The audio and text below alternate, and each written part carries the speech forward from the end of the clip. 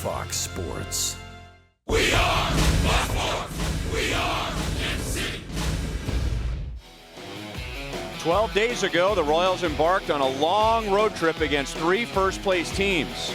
2 off days, 2 rainouts, a manhunt lockdown, and a doubleheader later, the Royals finished with a winning record and on top of the Central Division. Now, finally, a long homestand begins tonight on Fox Sports Kansas City.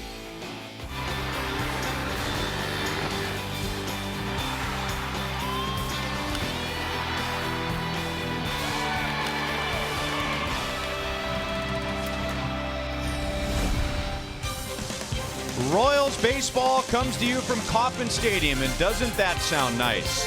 A 4-game series begins tonight against the Cleveland Indians after last night's rainout. Hi everyone, I'm Ryan Lefevre. Welcome to Royals baseball and welcome back to Kauffman Stadium. And the Royals are home for a 10-game homestand. They are 4-2 at home. It's only 6 games, but that's a huge turnaround from last year. And leading the way has been the starting pitching. And that's what the Royals were hoping for when they made all those moves during the offseason, and they're paying off.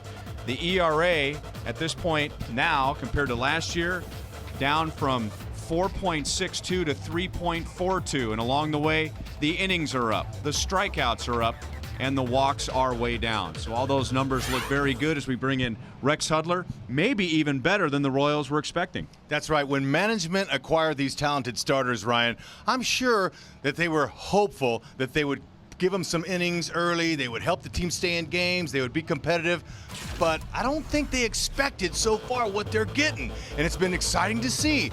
James Shields leading the way as they got him a #1 guy, and Irvin Santana, they put him in that #2 spot. A lot of people were thinking, man, he gave up so many home runs last year. How's that going to work? It's been beautiful, especially when you have defense that complements the starting pitching, and it's all over the diamond. There's not one culprit out there making all the plays.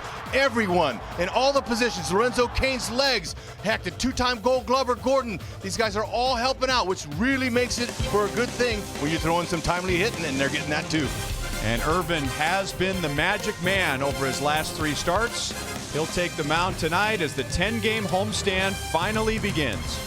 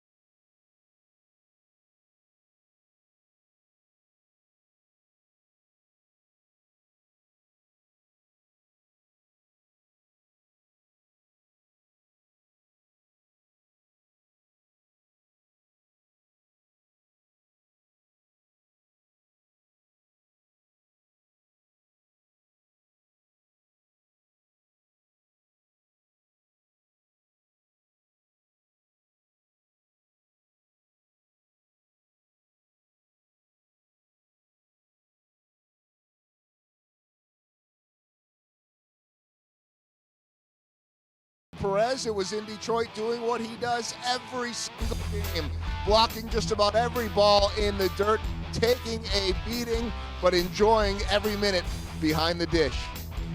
Welcome back to Kauffman Stadium. Joel Goldberg out here in right field. I said to Salvador, how you feeling? You're taking a beating. And he said, I feel great. We are ready to go. And I said, Sal, what's the biggest difference in this team? What's been the biggest key to all this winning after a very successful road trip? And he said, it's the starting pitching. And I said, well, give me one guy that's been the best.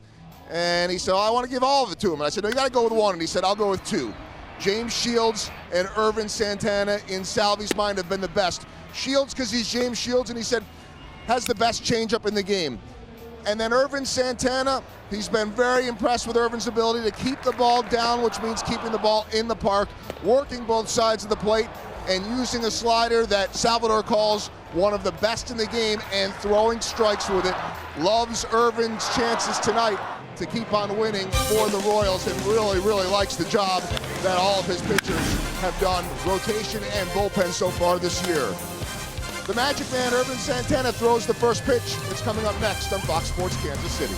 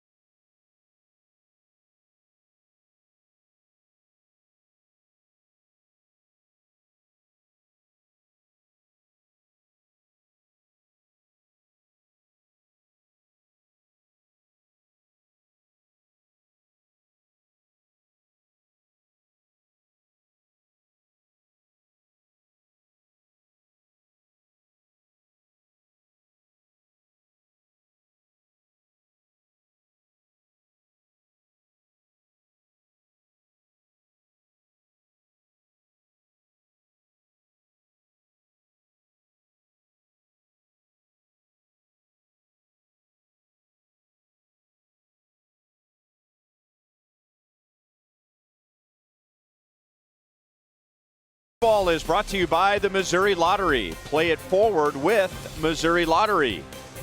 And by Chevrolet, your Kansas City Chevy dealers, the official vehicle of the Kansas City Royals. And by AT&T, the wireless receiver only from AT&T Uverse. Visit att.com/freeyourtv. Rethink possible.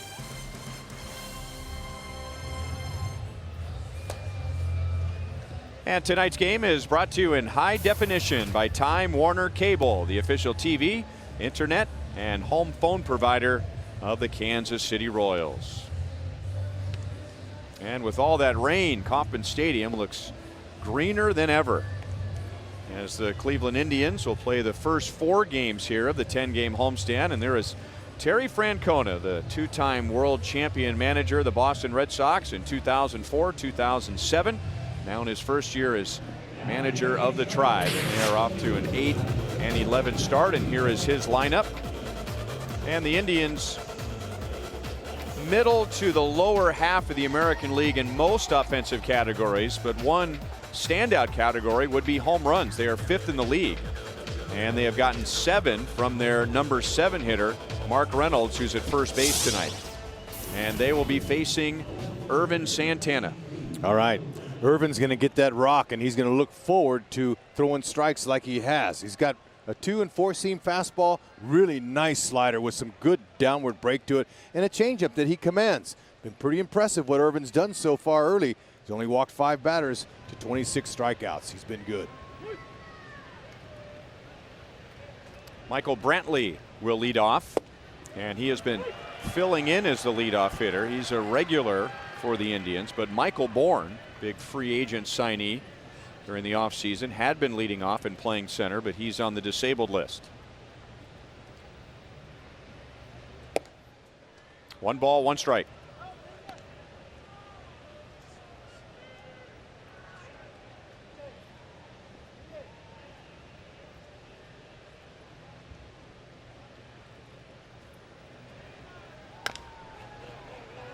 Big hop to Hosmer. He'll go to the bag himself. And if you go back to the end of the game on Thursday in Detroit, Royals pitchers now have retired 17 in a row.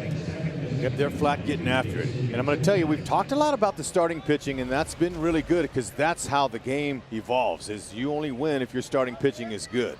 But you're even better if you have solid defense behind you. Interesting to see against the left-hander Kazmir how Ned changed the lineup.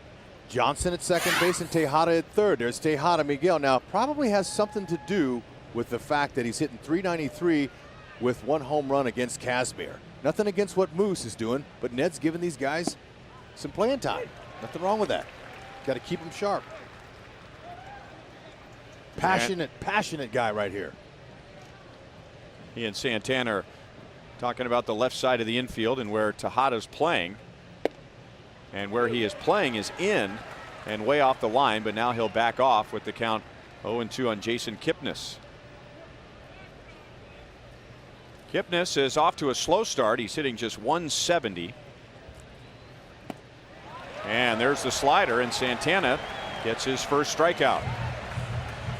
Okay, the previous slider before that was a get me over, and it was elevated up in the zone. Kipnis took it. So then Irvin comes right back and throws it where he's been getting his strikeouts. Starts it at the knees and ends up on the ground. So he set him up really good there. And watching Salvador Perez behind the plate is fun. As you can watch him, Salvi will move his feet. He'll sit on either side of the plate where he wants it. And when you have a starter that has good command, you can do that. And expect him to hit it. See how he moves away. And he missed away. Ball 1-2 as Drupal Cabrera, who is slowly starting to warm up.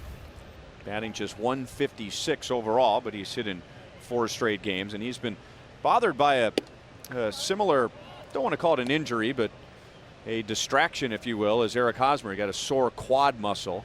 And it's very hard for those legs to loosen up with all these cold games. The Royals have lost 2 games to weather in the first 3 weeks of the season. The Indians have lost 4 games to weather already. Wow, so timing's an issue for both teams. 2-1. Dave Island, when it comes to Irvin Santana, likes for Irvin, like most of his guys, to be able to stay on top, get out over that front leg and finish right on top and keep the ball down. That's his key. Likes to throw strikes. He's only given up 4 homers. 3 of those just solo shots. 2-2 on Cabrera.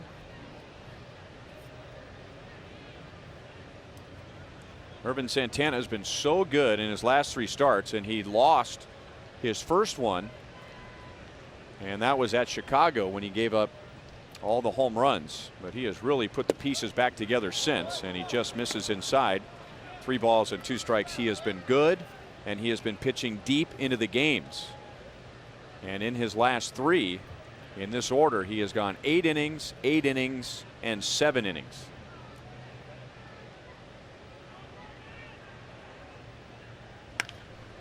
Hit hard, but Johnson fields on the outfield grass, and Santana opens his start with a 1-2-3 first inning.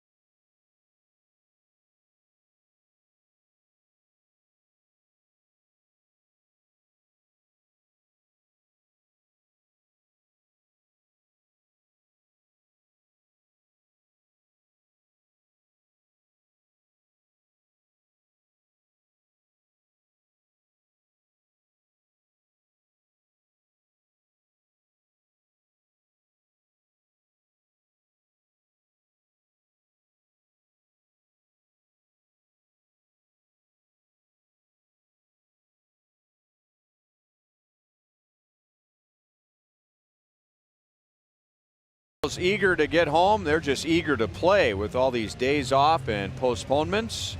And here's a lineup that Ned had last night, and he's going to stick with it tonight against the lefty Scott Kazmir, and that is with Miguel Tejada starting at third base and Elliott Johnson getting the start at second. So Mike Moustakas and Chris Getz are not in the lineup against, hard to believe, 29-year-old Scott Kazmir. He got to the big leagues a long time ago, it seems. He's still not 30 years old, but trying to get back and get his big league career going after pitching in the independent leagues last year. Yeah, he's a left-hander, and that's a commodity to find any lefty, especially with experience. Now, so far, you can't judge the guy on his 3 1/3 innings pitched, because it didn't go very well against Houston. During that short little stint, he gave up 8 hits, 2 homers to righties in 3 1/3. So he's probably a little bit nervous about this next start here. His teammates did pick him up though in that game, and they came back and they got the win. Fastball, slider, changeup. Occasional curveballs, but so far the fastball looks straight. And a different fastball as far as velocity. I remember Kazmir when he was with the Rays and having some big years. In fact, one year, 2007, he led the American League in strikeouts, and that fastball was in the mid-90s. And now, so far tonight, we're seeing 90 and 91. And there's a breaking ball pulled on the ground to Reynolds, and he gets it to Kazmir for the out. All right, defensively, we're going to see some guys from last year. Cabrera, Kipnis up the middle. They're good. Carlos Santana, he's the catcher. Reynolds is new at first. Stubbs in right. And Stubbs in center. By golly, how about that? Brantley, though, he was first time in Major League history. Fantastic. You know, it's a stubby type of afternoon. And with Brantley out there in left field, he yields to the Stubb brothers because they're good. They got good speed, but Brantley is too. So they've got a real speedy outfield with some good athletes. So I know that, you know, one of our great sponsors, StubHub's got to love that with the Stubbs out there.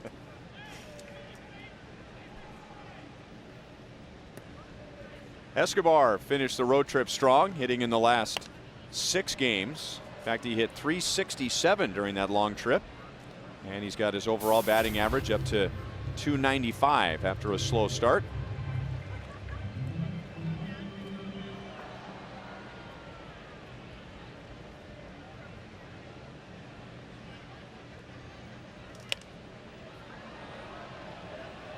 Reynolds is over to the dugout suite and runs out of room, and it's still 0-2.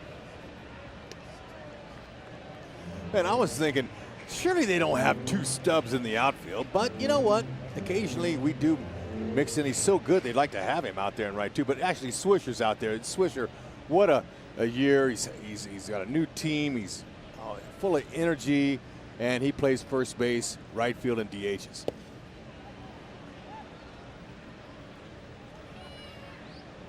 One and 2 now on Escobar. And people with the Indians will say that their clubhouse has just a completely different feel this year compared to last year, with guys like Nick Swisher, Jason Giambi, Terry Francona. No, that's a whole different energy in that clubhouse. And Terry Francona, a veteran, 2-time world champion, been around, players manager deluxe. What exactly does that mean? That's a term that gets thrown out quite a bit. He's a player's manager. What does that mean? Backs them up in the media, has conversations daily with them, open book, open door, always always open to hear suggestions, any type of thing from his players. And ooh, that's nice. Up the right field line, Swisher on it quickly, but Escobar with his speed has an easy double, and now he's hitting 7 straight.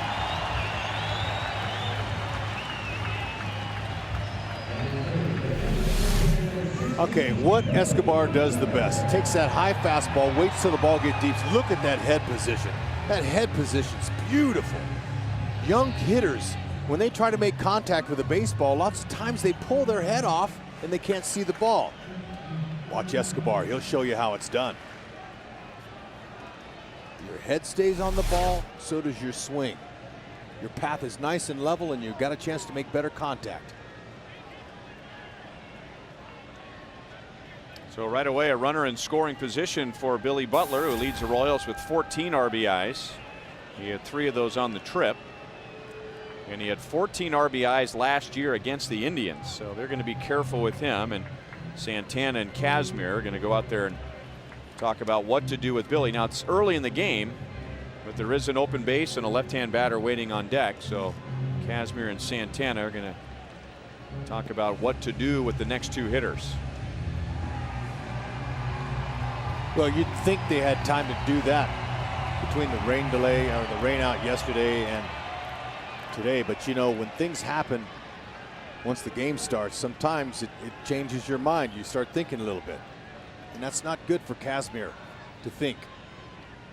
He wants to just execute, go out and get out of the first inning without any damage done. And if you're the Royals, you want to pound him. Billy wants to get this run in and to continue the self-doubt that I'm sure he already has in his mind.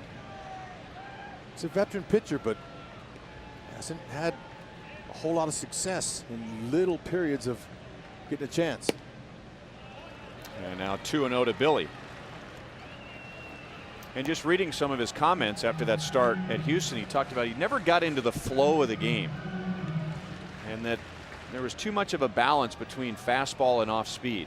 He never really got aggressive with his fastball, pitching backwards, as they like to say. Billy got a fastball up, tried to hit it into the fountains. 2 balls and 1 strike. Okay, 3 walks in 3 1/3 innings in his last outing. Talked about the hits, 8 hits, a couple homers. You know, surely he's not on track. And Billy was trying to get one, but was elevated just a little bit out of his range.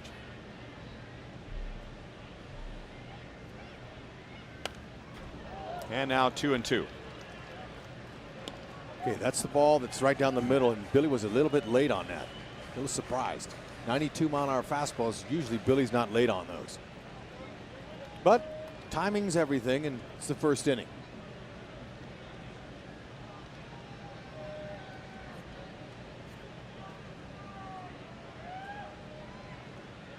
Escobar's dancing around at second base, trying to distract Kazmir. And there's a bloop into shallow right, and that will drop in front of Swisher. And Escobar had to make sure it was going to drop, so he'll advance to third. Runners at the corners with 1 out. Okay, you could tell on contact that this was going to fall. And I'm a little surprised Escobar didn't get a little better read on that. I'm thinking he could have scored on that. See him at second, he's right there. He's halfway, you know, but it's early. It just 1 out. But I thought Escobar could have gave a little bit more on that.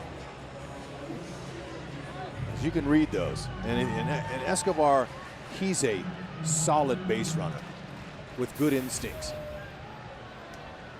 Rusty Kuntz, Royals first base coach and base running coach, might say the best as far as instincts go with the Royals. That's why I'm a little bit not I don't want to, you know, get on him, but look, I thought he could have scored on that. Well, it just gives Hosmer a chance to drive him in. It does, but you never know. He could hit into a double play. That's not what he wants. Hosmer wants to drive something. Santana gets a glove on it. 2-0. I thought in the Boston series that Eric Hosmer was just missing. I mean, he must have fouled 10 balls right back to the screen in Boston. And then in Detroit, he was not missing. He had his best swings, I thought, of any series of the year. Yeah, and I was talking with Billy Butler before the game about him. He said he looked really good. 2 balls and 1 strike. He said his timing was good. We're working on being quick, not long. Quick hands at the plate when you're going to the baseball provides power, not the big long swing. It's the first time that Hosmer has faced Kazmir. And that's sliced up the left field line and just foul. And it must have been just foul, because the Royals kept running. They thought that landed on the line. Third base umpire Paul Emmel said it was just to the left of the line. we will show you in high definition television whether it was just left of the line or not. That's right. Yep. Oh, that would have been a thing of beauty.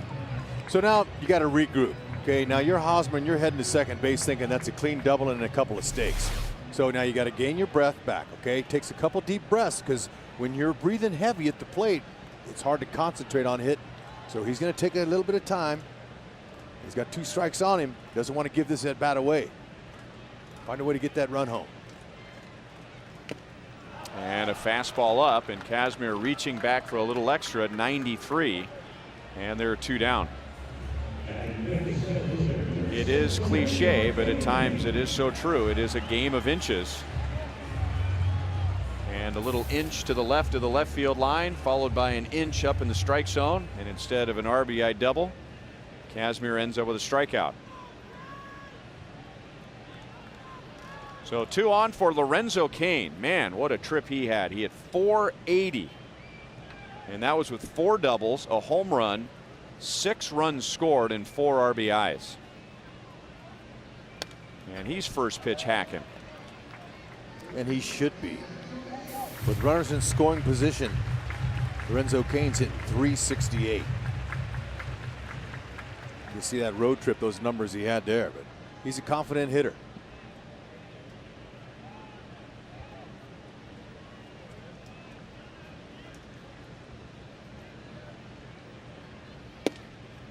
And now fastball makes it 0-2.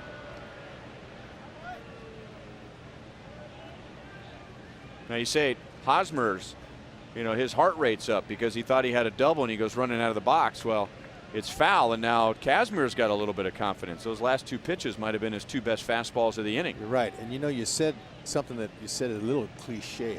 There's nothing wrong with saying that. Whoever told broadcasters, stay away from the cliches.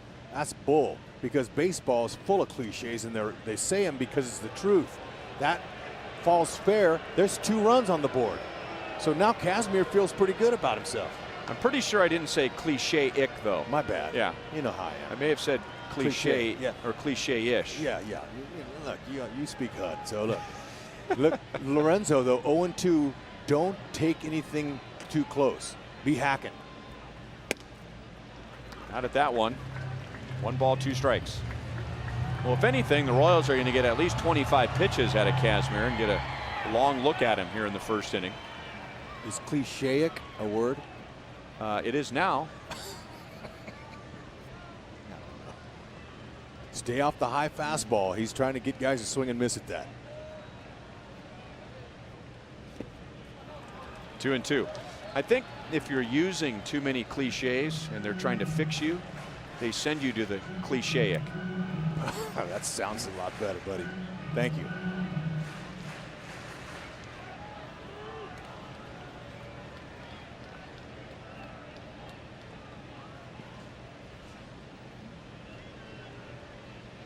Escobar at third, he doubled. Butler at first, he singled. And Kazmir thinks that Billy Butler is going to take off. Now, I have to say, Billy has very few stolen bases in his major league career, which it should come as a surprise to nobody. However, his first career stolen base was against the Indians, and maybe they've never forgotten it. And by the way, he has 5 in his major league career. Cain chops it out to short, and Cabrera will play the force at second base. Now, the Royals were inches away from taking the lead, but Kazmir gets around 2 hits in the first inning.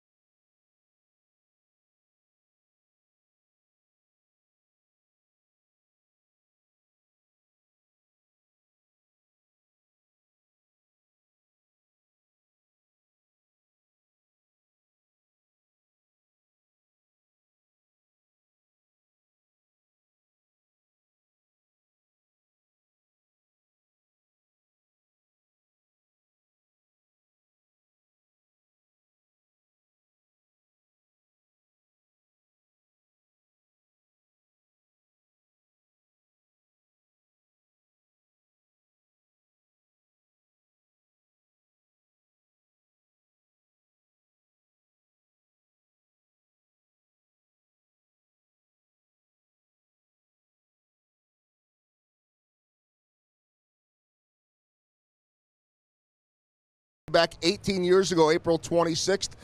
And George Toma, the Hall of Fame groundskeeper, throwing out the first pitch. It was after the strike-shortened 1994 season that they installed grass to Kauffman Stadium, and the opener was 18 years ago yesterday. Season started late because of that labor situation, but when it did start, they had grass, making Kauffman Stadium even more beautiful than ever. And Ryan, I know you know this one. The big story that day, as far as baseball goes, was that Kevin Apier had a no-hitter going, but it was the first game of the year. Bob Boone pulled him after 6 2/3 with no hits. That happens. See it happen all the time. Maybe not every year, but pitcher will be working on a no-hitter, and then pitch count becomes an issue early on, and there it is, from turf to grass. And of course, that was before the renovation in the outfield. Santana makes a great pitch on Swisher, but he gets it up the left field line, and look at that hustle by Tejada going out from third and holding Swisher to a single. Oh man, on contact.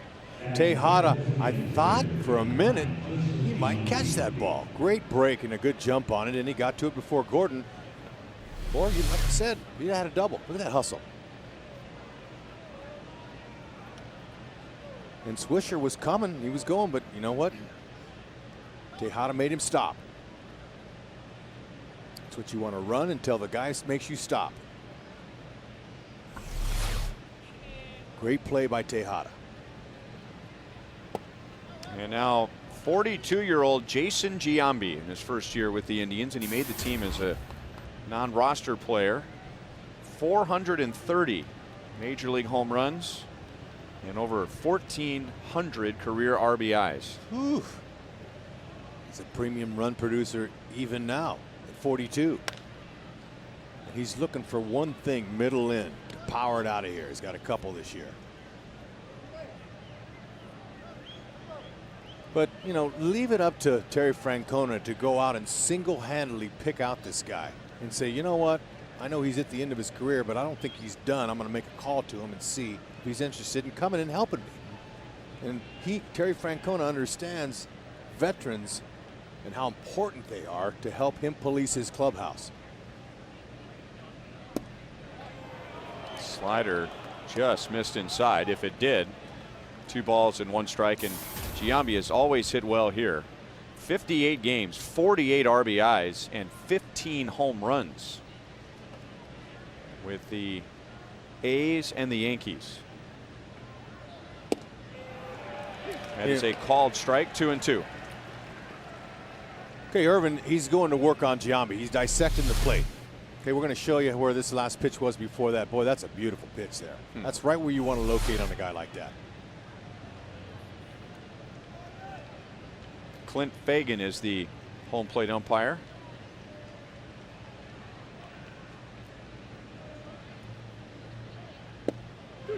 He got that call. Well, he did get the call over the inside part of the plate, but he hit the outside part, and no argument from Giambi. Second strikeout for Santana. Salvi sitting up there right where he gave it to him. Sometimes umpires understand that they missed a call, and then they usually make it up, but sometimes not in the same at bat. Because I've heard umpires and catchers talk while I've been hitting up there, and the catcher go, "Man, where was that?" And he goes, "I missed it." My Or bad. maybe our grid's off tonight. Yeah. Right? Yeah. And so I've also heard him say, I'll make it up to you. So Swisher at first with 1 out to Carlos Santana. By the way, that base hit for Swisher, that snapped a string of 19 consecutive batters retired by the Royals. Going back to the game on Thursday, the Royals retired the last 16 Tigers on Thursday, and then Santana got the first 3 tonight. So with the strikeout, Royals pitchers have retired 20 of the last 21 hitters they faced. Big swing by Santana, and he will give you a big swing. 1 ball, 1 strike. Santana has hit 4 home runs this year, and he's batting .352. Okay, Santana, the hitter, Santana, is a very natural switch hitter. I mean, when I say natural, free swinging from both sides.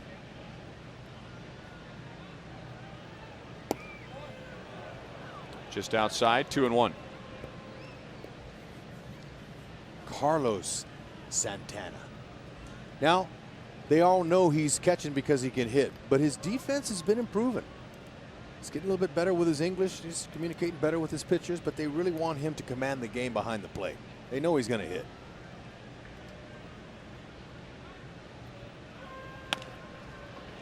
Tejada went into a slide. Escobar backs him up and almost got the out at first base. So Santana gets the ground ball, but no outs.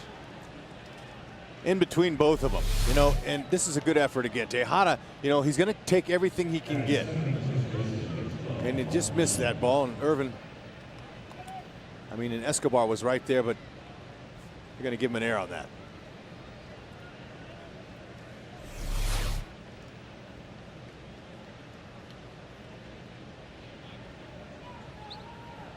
So 2 on 1 out to Mark Reynolds.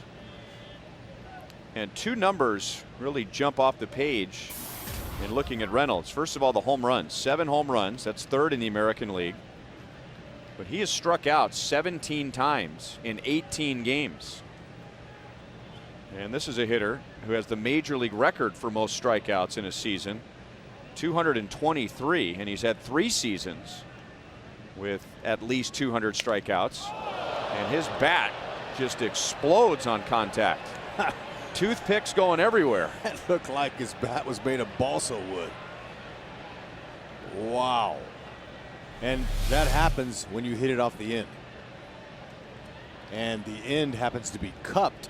And that means it's they put a little bit of a hole in the end to balance the top of the head out. And nothing but splinters. Call that a cupped end, a cup bat.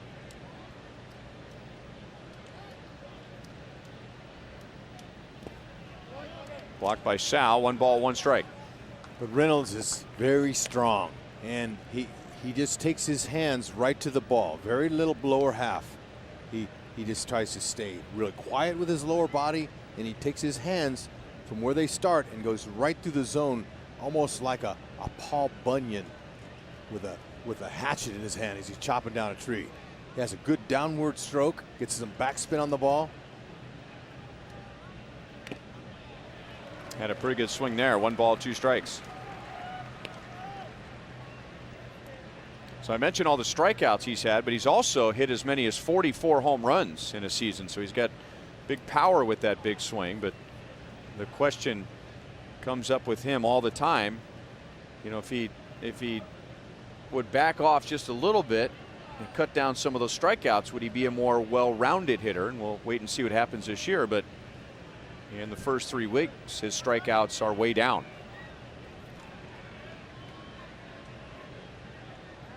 No, he's a game changer with the swing, with the bat in his hand for sure.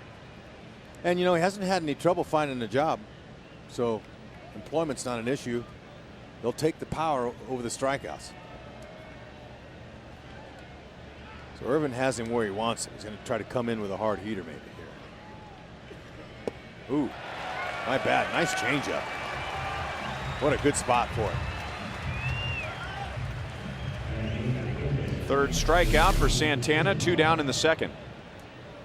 Oh, talk about pulling the string. Hitters off balance. That's the key in this game. Pitcher wants to get the hitter off balance. The hitter gets a good pitch to hit when the pitcher's not on good balance. Lonnie Chisenhall. And the Indians have been waiting on him for a couple of years. Take over full time at 3rd base. Good pitch by Santana. Strike 1. He was the Indians' 1st round pick in 2008 and had last season cut short because of a broken right forearm. Sliced up the left field line, but foul. And Santana's ahead 0-2.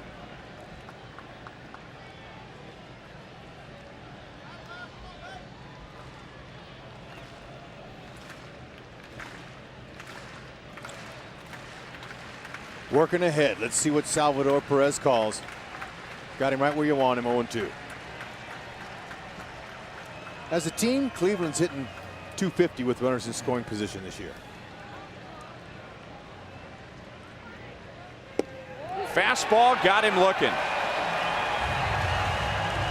So leadoff bloop single, an error, but Santana turns in a scoreless second as he strikes out the side. 0-2, Chisenhall. You've got to go.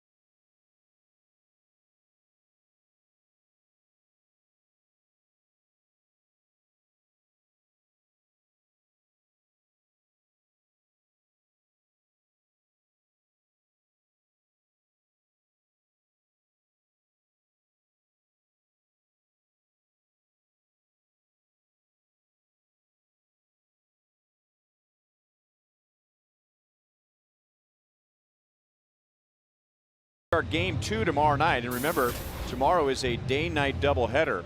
And if you had tickets to last night's game, those tickets are good for the night game tomorrow starting at 7:10, and you can use your parking receipt from Friday or a prepaid tag to park on Sunday night.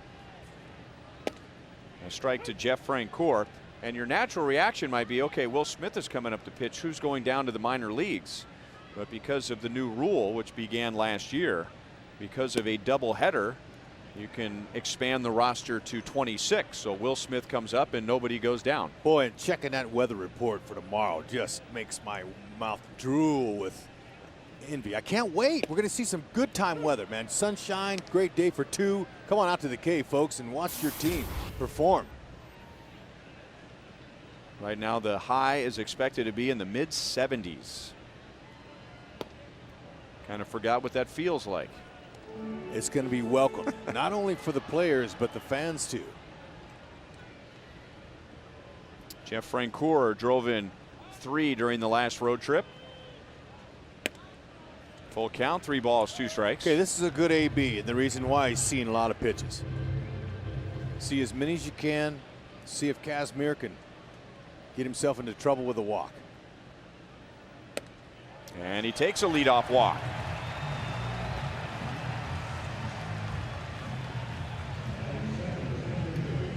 And now Salvador Perez, who's hit in 5 in a row, and he drove in 4 during the road trip. And we remind you, as you enjoy a cold one, to look forward to Miller Time later in tonight's game, brought to you by Miller Lite.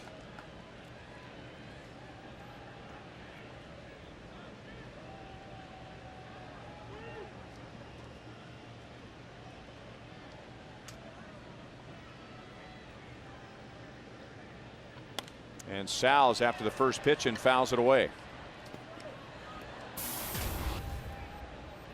So he's up to 274 after the road trip. Ned Yost moved him down in the order. Perez had hit 4th for a few games, and as soon as Ned moved him down, Sal's batting average went up, and now he drives it into the right field corner. That ball straightens out, and it is gone for a 2-run home run.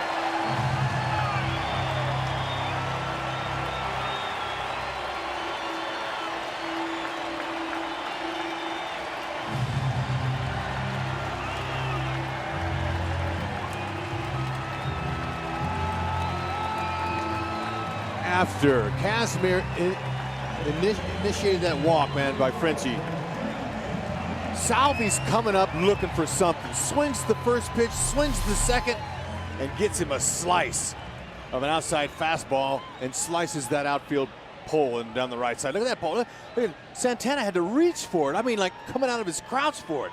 Could have been a pass ball. And he raked it. I mean, that's just becoming routine for him now. I mean, his plate coverage, I mean, beyond plate coverage, he's as good as anybody that the Royals have right now. Hitting pitches off the plate outside. If I get a scouting report on him, I'm going to tell my pitchers, look, throw him right down the middle and take your chances that he hits it at somebody. Don't try to pitch around him. He'll hurt you. Take your chances down the middle. A broken bat, and 1-2 on Tejada. I mean, watch Carlos Santana, the catcher here. I mean, he was coming out to catch that ball from going to the backstop. I mean, you can't even call that a mistake pitch, can you? No. 9 out of 10 times, if a hitter swings at that pitch, the pitcher feels fortunate that he swung at a pitch like that. Perez got on top of it and got it just inside the foul pole. Remember how I told you hitters are the first ones to know they got it, and then the pitcher usually is the second? Salvi hopped. He hopped, and that shot, he knew he got it like a far little enough. Sammy Sosa Yeah, thing? watch him. He'll tell you. He knows he barreled this. As Swisher just looked up and watched it. Okay, watch him here. Up, there it is. 2 hops he got. Yeah, usually it's 1, but if you go 2, for sure you know it's out. A double hopper. That's beautiful. Off the knuckles, and that will drop, and now a race to first base, and Tejada goes in head first. Not sure if he beat the throw or if Casimir ever got his foot on the bag. Man, I'm going to tell you, the passion is still there. At 38, his legs still might be too, but not advisable. Okay, look at this. This is a thing. Now he sees this nobody at first base. And Casimir never stepped on the base. So he'll be awarded a hit for that hard work. But at 38, by golly, we need him for later. You can hurt yourself doing that, going in head first. Love the effort. And a filthy uniform to show. It's beautiful. And, you know, talks about the guy's passion. He's like Salvi and Escobar. They're some of the young players. He has a lot of energy, a lot of passion, and he might have beaten that. But young players, you get there quicker going feet first. I mean, just run through the base. Don't slide it first unless you have to get out of the way. 0-1 to Elliott Johnson, and now 1 ball, 1 strike. So Tejada is at third tonight. Johnson is at second. 2 out of 13 to begin the season. Johnson said his approach today off Casimir is going to be right back up the middle. 1-2. So he's not going to try to do anything special. But when you get a start once a week, that's a nice thing because you get 4 ABs, you hope, in 1 game. So it's good for timing. And good that Ned knows that to keep these guys sharp by letting them play. Johnson was trying to go the other way, but he strikes out. And that's Casimir's second.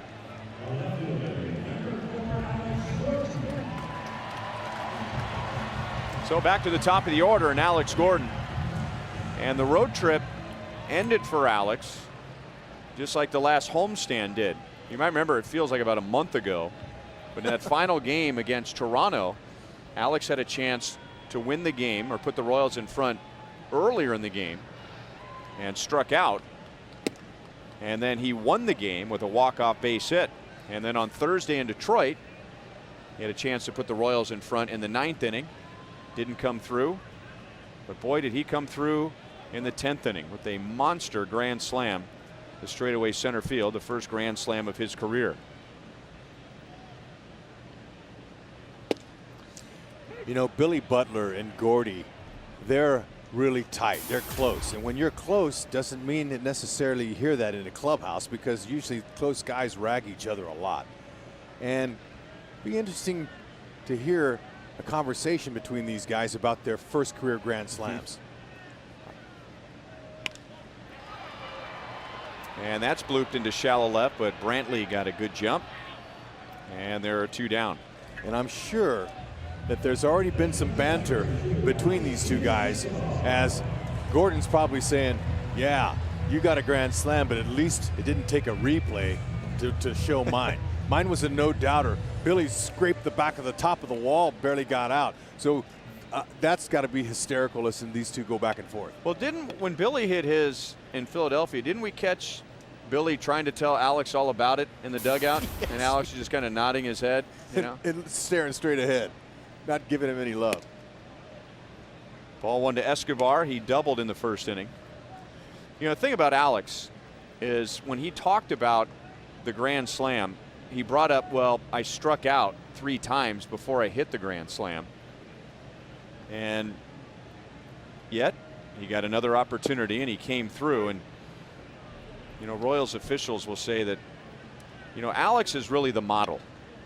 How consistent he is, how level-headed he is, how he is on the field, off the field, great family man. And that some guys, they'll strike out 3 times in a game and mentally their game is over. They're a failure and their game is shot. And that's that, again, not getting too high, not getting too low. You can strike out 3 times in one game, and yet you might get a chance when the game's on the line. Nobody was talking about his 3 strikeouts after the game. Only he was. And I watched him, though, after his strikeouts. And no visual body language sign of failure. None. That's into shallow left field. And Brantley makes the play. A leadoff walk to Francoeur, and then Salvador Perez somehow hit that ball over the wall and inside the foul pole for a 2-run home run.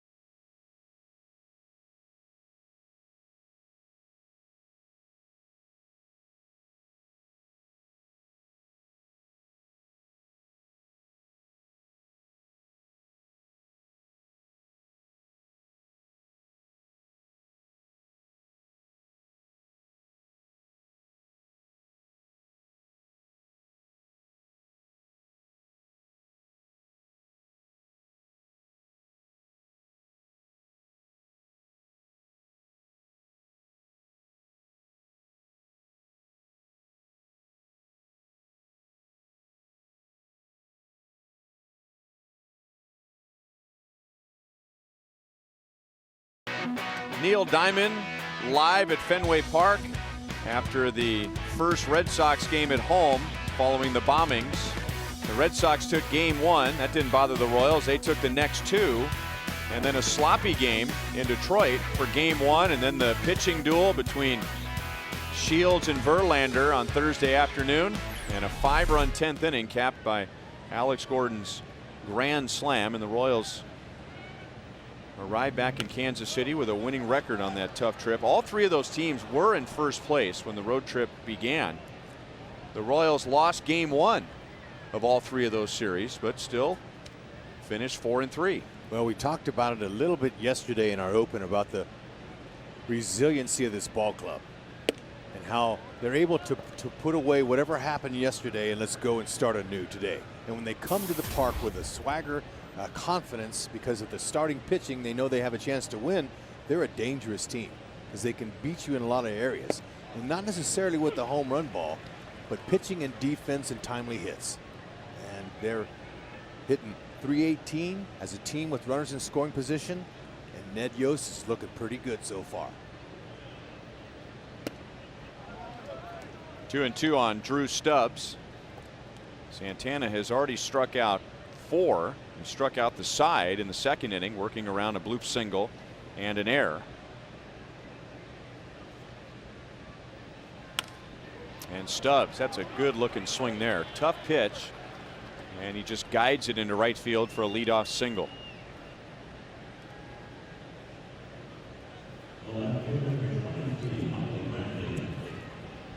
And a look at tonight's Time Warner pitch speed comparison. Santana and Kazmir. Santana's hit 94 so far, Kazmir 93. You can get downloads up to 50 megabits per second with Time Warner Cable Ultimate Internet. Okay, now the Cleveland Indians aren't exactly a solid base stealing team, but they do have a couple of guys that are burners. Jason Kipnis is 4 for 4, and Drew Stubbs is 3 for 3 in stolen bases. And Drew Stubbs, he has very nice speed. Terry Francona said he has game-changing speed. Cincinnati Reds hope that he might eventually evolve into a leadoff hitter. Big strikeouts while he was with Cincinnati. And the Indians are getting an excellent athlete in Drew Stubbs. He was a first-round pick of the Reds.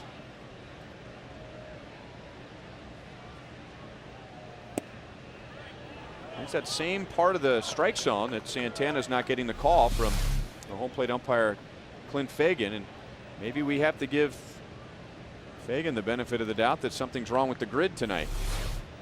There's nothing wrong with the grid. If it's a strike, call it. All right, I'm done.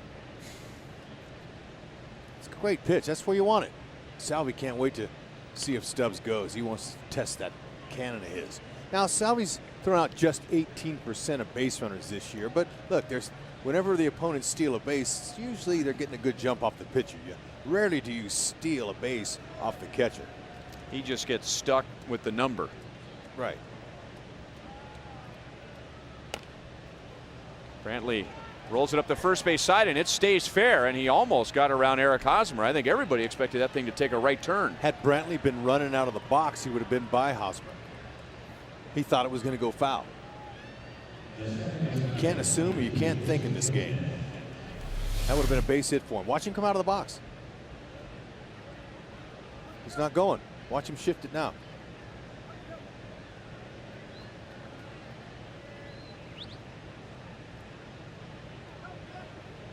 At half speed, he's an out. At full speed, he goes by him. Stubbs up to second base for Kipnis. And that time Santana gets the call. 0-1. Kipnis struck out swinging at a slider in the first inning.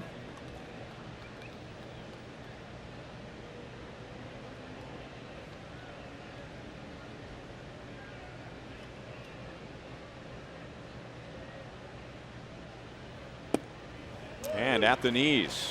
0-2. In a good spot. He's getting ahead just like he wants.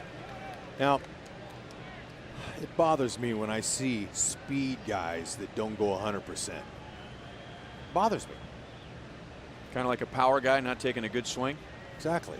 And you know, if you have God-given speed and you get a chance to be blessed to be a big league ball player, give an effort. Play hard. Don't try to assume. Don't try to play cool. Don't try to, give it up for the people. Play with a sense of urgency.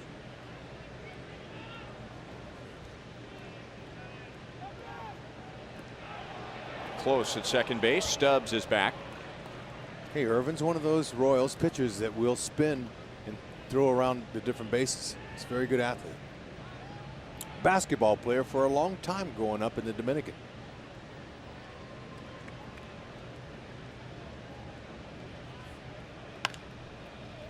Still 1-2. Remember, Irvin's name back then was Johan Santana. And there was already a Johan Santana who was a great pitcher in the league. And so he says, you know what? I'm going to change my name. I know I'm going to be a big leaguer someday. I like Irvin because he liked Irvin Magic Johnson. So that's why we call him Magic, or his teammates call him Magic, after Irvin. 2 balls, 2 strikes. And there was a time in his childhood when basketball was his first love.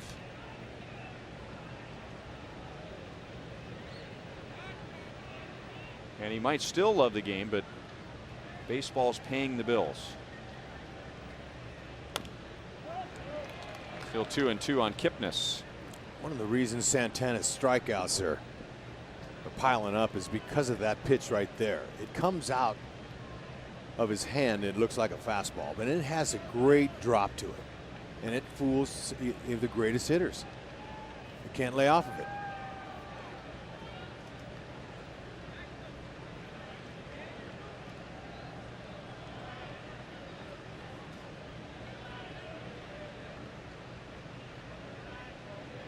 Kipnis has some power. Now, he hasn't homered yet this year. The Royals are really playing him in the outfield. And in particular, Gordon in left field and Kane in center. And he got jammed, and Escobar goes to the bag. He gets tangled up with the runner, and no outs. Okay, well, that's an interesting chance for Escobar, as he had to concentrate on trying to make the catch. And with Stubbs going back to the base, he wasn't sure if he's going to catch it in the fly or if he's going to catch it in the short hop. And he short hopped it, but look, I'm going to cut Escobar some slack on that one. It's a little degree of difficulty there. Got to watch the runner, but I think, you know, you want to catch the ball, but the runner's right there too. So it's a hit for Kipnis, and now 2 on 1 out, and we get into the middle of the order, and Cabrera grounded out sharply to second base his first time up.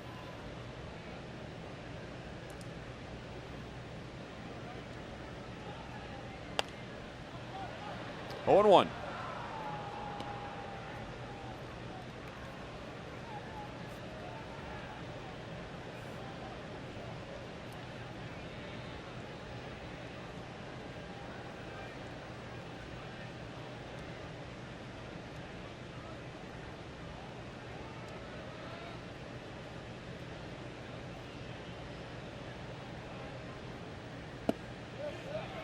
And now outside, 1 ball, 1 strike. Santana's career numbers against Cleveland are not great. He's 2-8, but he's had a memorable career against the Indians. He made his big league debut against Cleveland, and the first 4 hitters hit for the cycle against him. That was back in 2005. And then 2 years ago, he no-hit the Indians, and that was in Cleveland. It was a game where the rare no-hitter where the opposition actually scored a run. There was an error and a wild pitch mixed in early in the game, but after 9 innings, the Indians were hitless against Irvin Santana. Cabrera has Stubbs at second base and Kipnis at first. And that's whacked into right field. And Stubbs is going to be held at third as Francoeur makes a great throw to the plate. And Cleveland has the bases loaded with 1 out. Well, third base coach Brad Mills, he's well schooled on Francona's arm. And he's with Terry Francona this year. Terry brought him over as he last managed the Houston Astros. See, Frenchie's throw was a little bit on the other side, wrong side of the plate, but still plenty of time to get Stubbs, who kind of froze on that liner anyway. So Brad Mills, look at how far down the line Millsy was.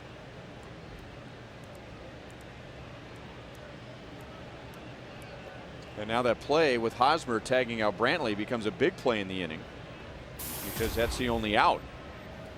And now Swisher, and his single in the second inning was a big hit for him because he had been hitless in his previous 10 at-bats.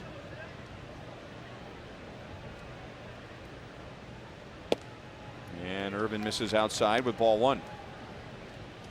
Okay, looking for the ground ball double play. How you get that is that you keep the ball in the outer half like he's trying to there, and hoping that Swisher tries to pull the ball.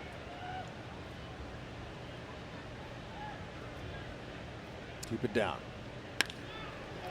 One hop to Johnson, out at second. Double play as Hosmer pulls it out of the dirt.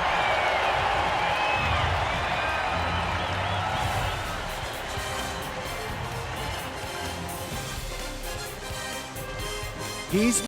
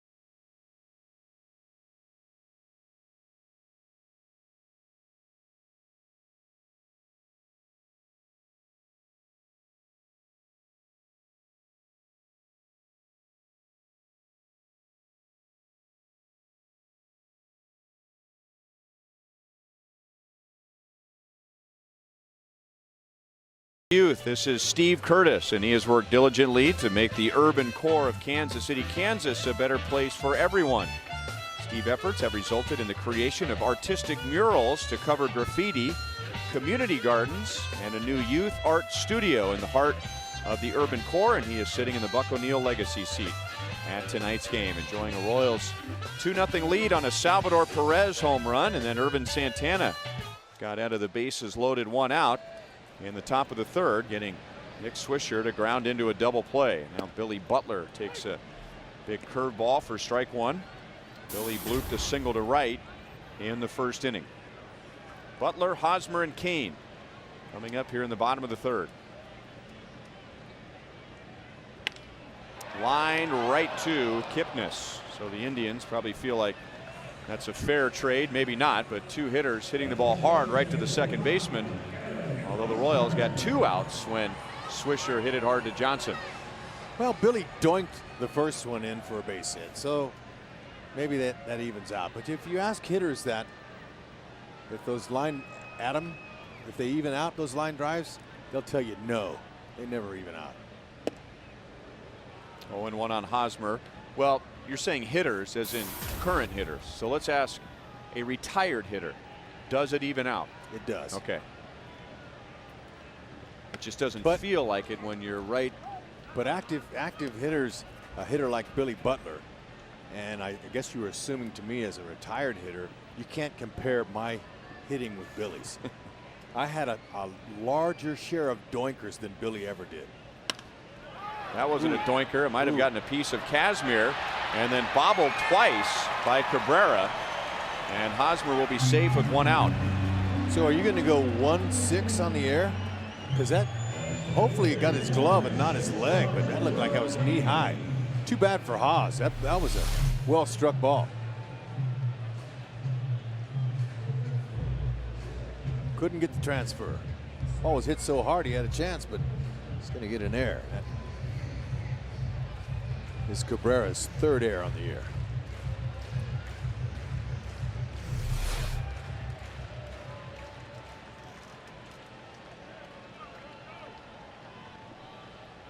So 1 on 1 out, and now Kane and Kazmir got Lorenzo to ground into an inning-ending force out in the first. Over the inside for strike 1.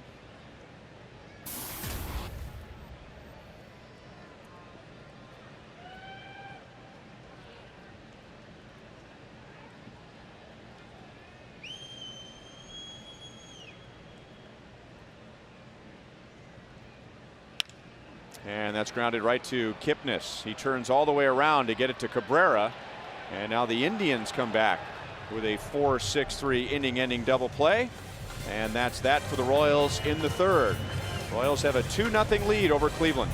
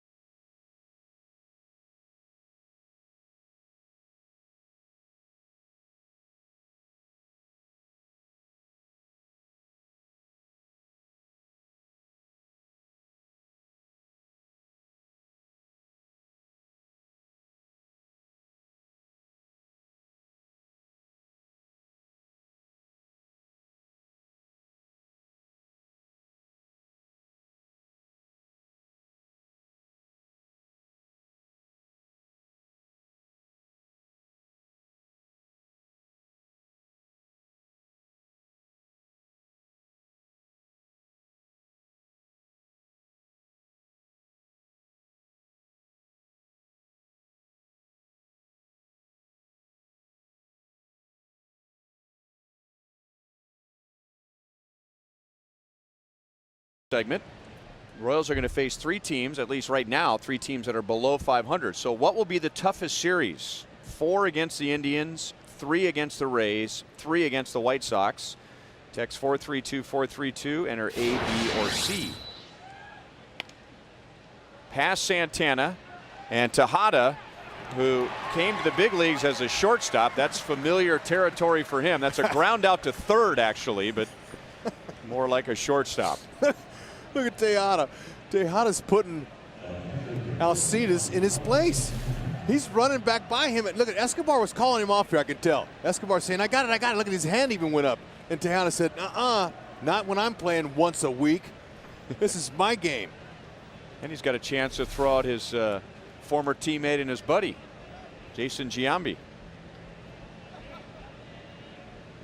Make way for Miguel Tejada. And look at him. They're messing with each other right now.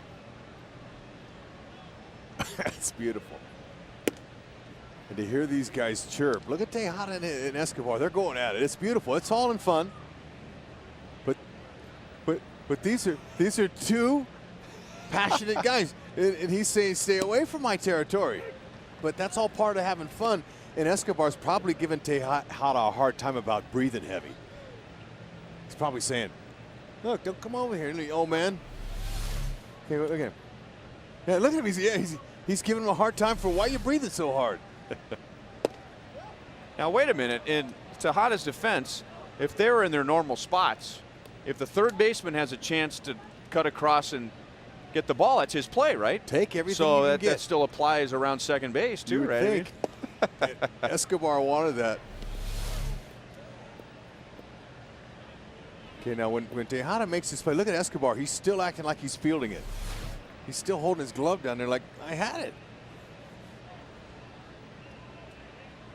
See, this is some of the energy that's going around that clubhouse. Pass Hosmer and up the line for Santana, and look at Francoeur holding him to a single. Frenchie, that bummed him out. He loves to show off his arm. Santana knows, the rest of the league knows, so they're going to play it safe. Paul had eyes on it right by Haas. Look at Frenchie. You see that long look? He was looking before he even picked it up to see if he was going to make that turn.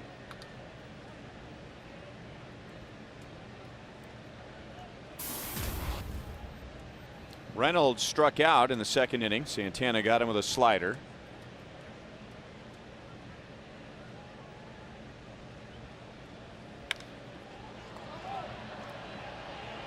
Long run for Johnson as he crosses the line and makes the play. 2 down. Big play there. Big play by Johnson. Not only is it hard this time of night with the cloudy sky in the twilight and having to run all that way to cover, but to get a home run bat like Reynolds, to get him to catch that before he has a chance to hit a homer, that's a big out right there. Good concentration. Hosmer said, hey, way to pick me up. Couldn't see it.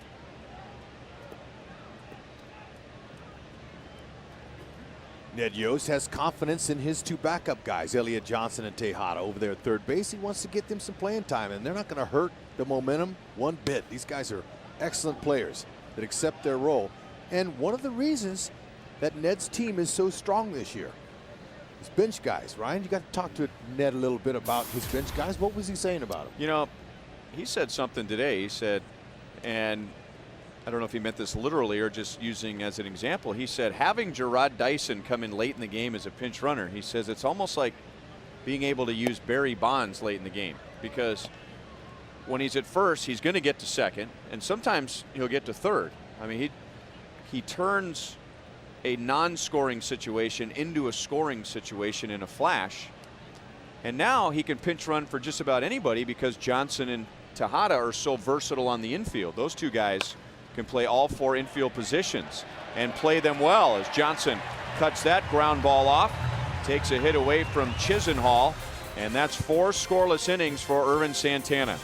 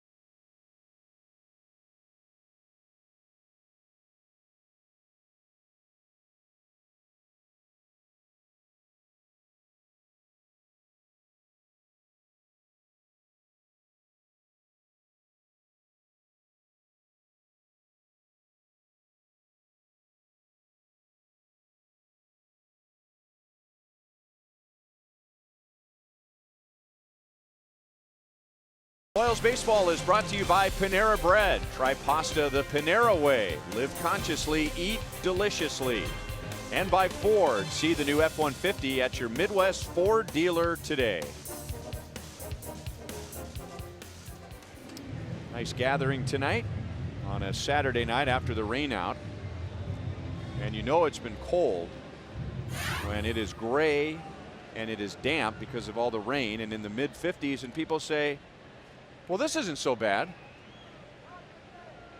I mean, this feels almost balmy compared to some of the games the Royals have played in already this year. 2-0 lead on a Salvador Perez home run. And that inning began with a walk from Jeff Francoeur, and he scored on the home run. Casimir's been starting a lot of righties off with that get me over slider. So that will get spread around that Royals dugout. Paints the corner with a little fastball.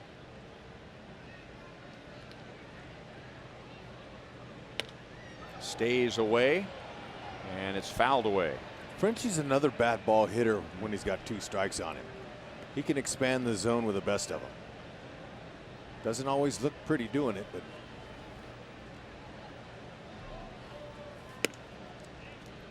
1-2. But I don't know too many hitters that can do what Salvador Perez did for that 2-run homer in the 2nd inning to get the Royals on the board with that ball way up high outside of the strike zone. And he hit a bomb with it. I'd like to know the distance on that ball.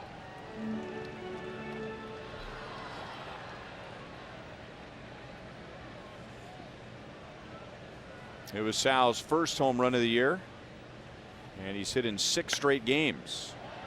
Okay, I believe it was 342 feet on the tape measure.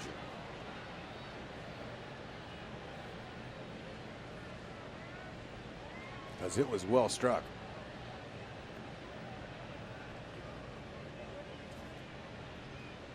Now Kazmir slowing down his tempo.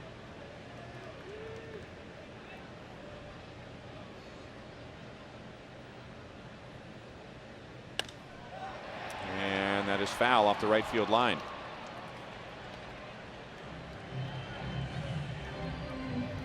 Well, you can kick your weekend off the right way by taking in some Royals baseball with the George Brett Friday 5-pack. 5 select Friday home games, including games with the Yankees, Nationals, Rangers, and more, starting at just $55, which is appropriate for number 5. And you can get your Brett Friday 5-pack today at Royals.com/Friday 5-pack, or call 1-800-6-ROYALS. Nice little wake-up call for Clint Fagan, the home plate umpire. That rung his bell a little. Still 2-2. Okay, so Frenchie's got another good AB. Remember in his previous at bat, he probably had 8 to 9 pitches. Okay, he drew the walk, got on for Salvador Perez. Now he's coming up again. He has a huge advantage, and Kazmir had him 0-2, and now Frenchie's hitting balls line to line, right field, left field. Now what the hitter says is, let me split the difference. Brantley in left field for a moment thought it was hit harder and deeper than it was, and he makes the play on the 10th pitch of the at bat. 1 down in the 4th inning.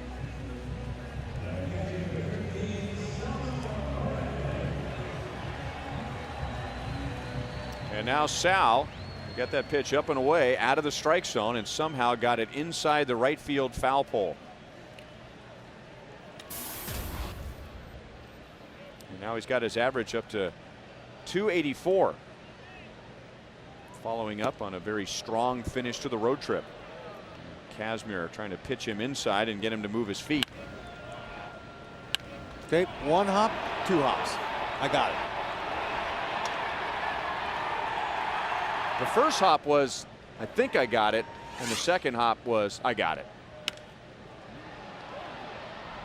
This is routine for Swisher in right field, who makes a 2-hand play. 2 down.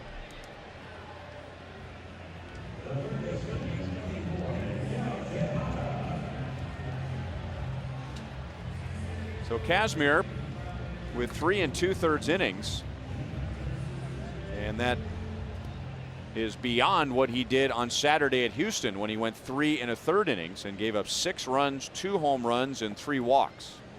You know what? I can tell he feels pretty good with himself. I can tell by the way he's walking. He's more relaxed now. He's finally getting into the game, like he said he didn't have a chance to on his first start of the year. He's settled in now. although 70 pitches.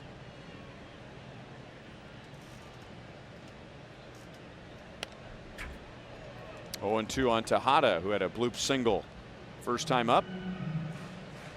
Getting a chance to reacquaint himself with Jason Giambi. Played some great years together in Oakland.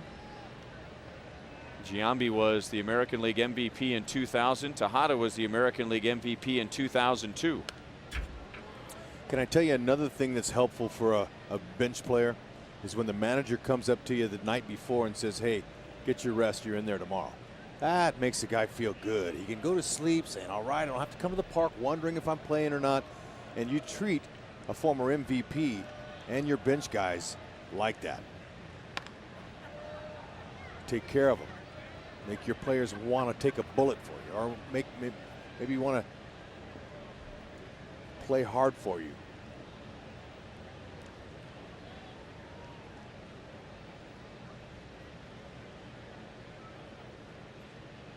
Mike Moustakas getting the night off as Tejada gets the start against Kazmir. 1 ball, 2 strikes. And talking to some people connected to the Indians, they have said that that's really rubbed off on this team, and there's almost a feeling like a bunch of kids that don't want to disappoint their father. They're playing a little harder for Terry Francona than they played last year, because they respect, as you described in the first inning, him being a player's manager and his communication style, and they're getting a little more effort out of these guys. And you know what I know firsthand? Terry Francona called me after the '96 season with the Angels, and when he became the Philadelphia manager for the first time in his career, he became a big league manager, and he said, hey Hud, I know you had a good year, but you have a good reputation in the clubhouse. I need a veteran leader. Called me up. I said, Tito, I'm at the end of my career. Ooh, did he foul about that ball off? Just good. Got a piece of it. Good. He's having a good AB going here. I'll quicken up the story here. And I said, are the Atlanta Braves in your division? He goes, yeah. I go, there's no chance to win there. You're going to have to overpay me to come there. He goes, all right, Hud, I need you. I got 12 rookies. I need a veteran guy. So he ends up overpaying me to come to Philly. I went to Philly, and he treated me like I was Miguel Tejada, like I was a star. He said, hey, which road trips do you want to go on in spring training here? Do you want to stay home on this one? I never in my career had anybody like that treat me like that. So I was like, wow, Tito, hey, thanks for that. Hey, I don't know what to say, although I got your back. See, I love that. So when you're given love by your manager in certain ways throughout the season, that's favor that you want to get back for him. Making a big play, getting a big hit, wanting to play for him. Changeup. Tejada strikes out. That's 3 for Kazmir. And at the end of 4, the Royals lead the Indians 2-0.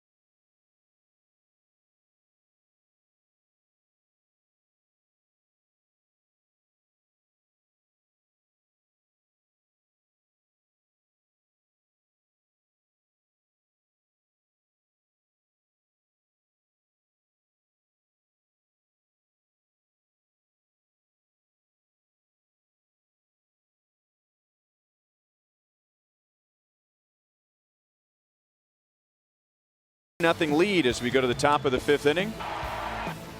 A 2-run home run from Salvador Perez, And 4 scoreless innings from Irvin Santana.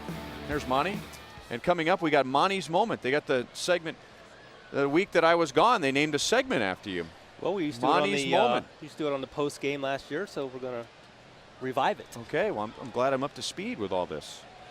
And we're going to revisit Irvin Santana and one of his 4 strikeouts and go back to the first inning in just a moment when he gave Jason Kipnis 3 different looks and struck him out on 3 pitches.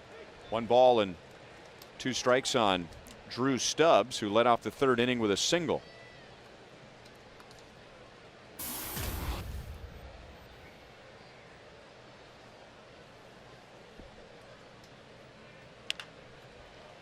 And Escobar, without Tejada cutting in front of him, throws out Stubbs, 1 away.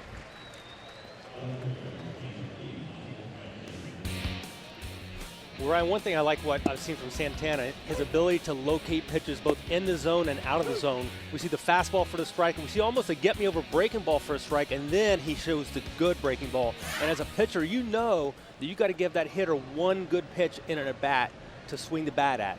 And he gave it to him on that get-me-over breaking ball. Kipnis laid off it like a lot of good hitters will do. They won't get themselves out on a breaking ball if they don't have to. They're not going to be protecting with 2 strikes. And he comes back with that real nasty slider that finishes almost in the dirt for the strikeout. And now ball 1-2. Michael Brantley, who is grounded to Hosmer twice and pulls it foul to the right side. 1-1. Monty, look, it seems to me like Clint Fagan's strike zone's pretty tight. How do you handle the frustration being a pitcher and not getting calls? Well, it's tough, Rex. Sometimes you're making exactly the pitch and the location you want it to be with the quality and effectiveness. You're not getting the call, and if the umpire's not going to help you on those, it's going to be a long night. Kane in center field will take care of Brantley. 2 down in the 5th inning. What would you suggest to a young player that's just learning how to pitch, and he throws some pitches and maybe they're not called strikes? How do you tell the young kid to react? Well, you have to stay composed more than anything. You can't show it up the umpire. You can't let anyone see that you're frustrated. Sometimes you have to make that adjustment. Maybe you have to go up a notch in that strike zone, which you really don't want to have to do. Maybe you want to work the other side of the plate, or maybe even a different pitch if you have a quality other pitch to go to. So are you saying body language is the premium language in the lower levels as well as it is here in the big league level? At every level, they always say don't let them see you sweat out there if you're a pitcher, because hitters sense that and they know when you're having difficulty. You know, one thing I see a lot from pitchers when they start to maybe doubt themselves a little bit, they really slow the game down. They lose that tempo and that rhythm that I think helps make pitchers effective. And again, the hitters sense it, everybody senses it.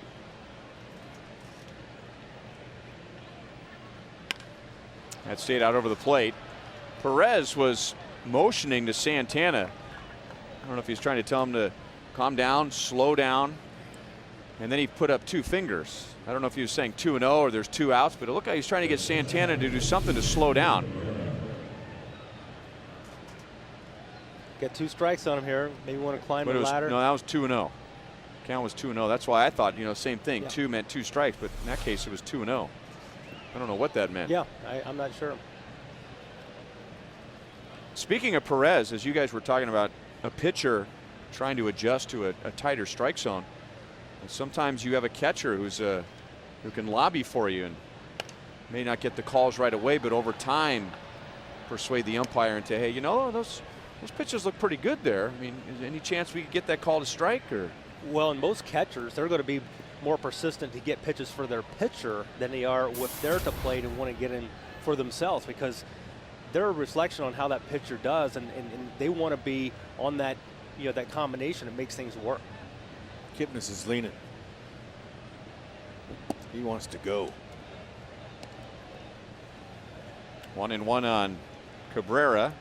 He singled to right field in the 3rd inning, and that set up the bases loaded for Nick Swisher, who then grounded into a double play.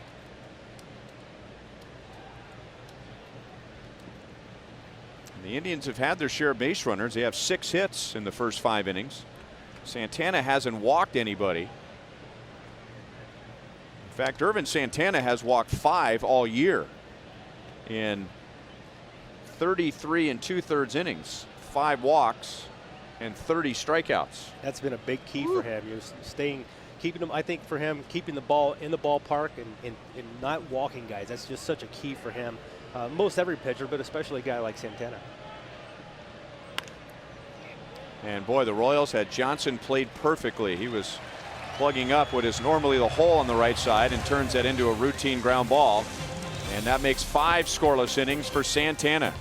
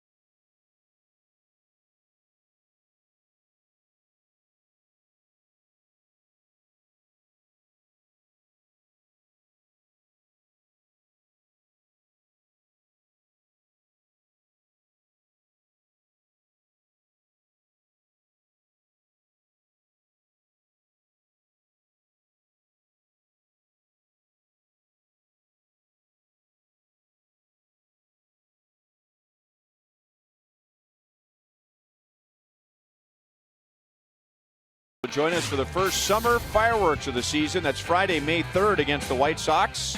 It's also a buck night. Hot dogs, peanuts, and small soft drinks are just $1, and then fireworks after the game courtesy of Hy-Vee and Pepsi. Royals.com or 1-800-6-ROYALS for tickets. Scott Kazmir to Elliot Johnson, followed by Alex Gordon and Alcides Escobar. Fouled away by Johnson, who struck out in the second inning.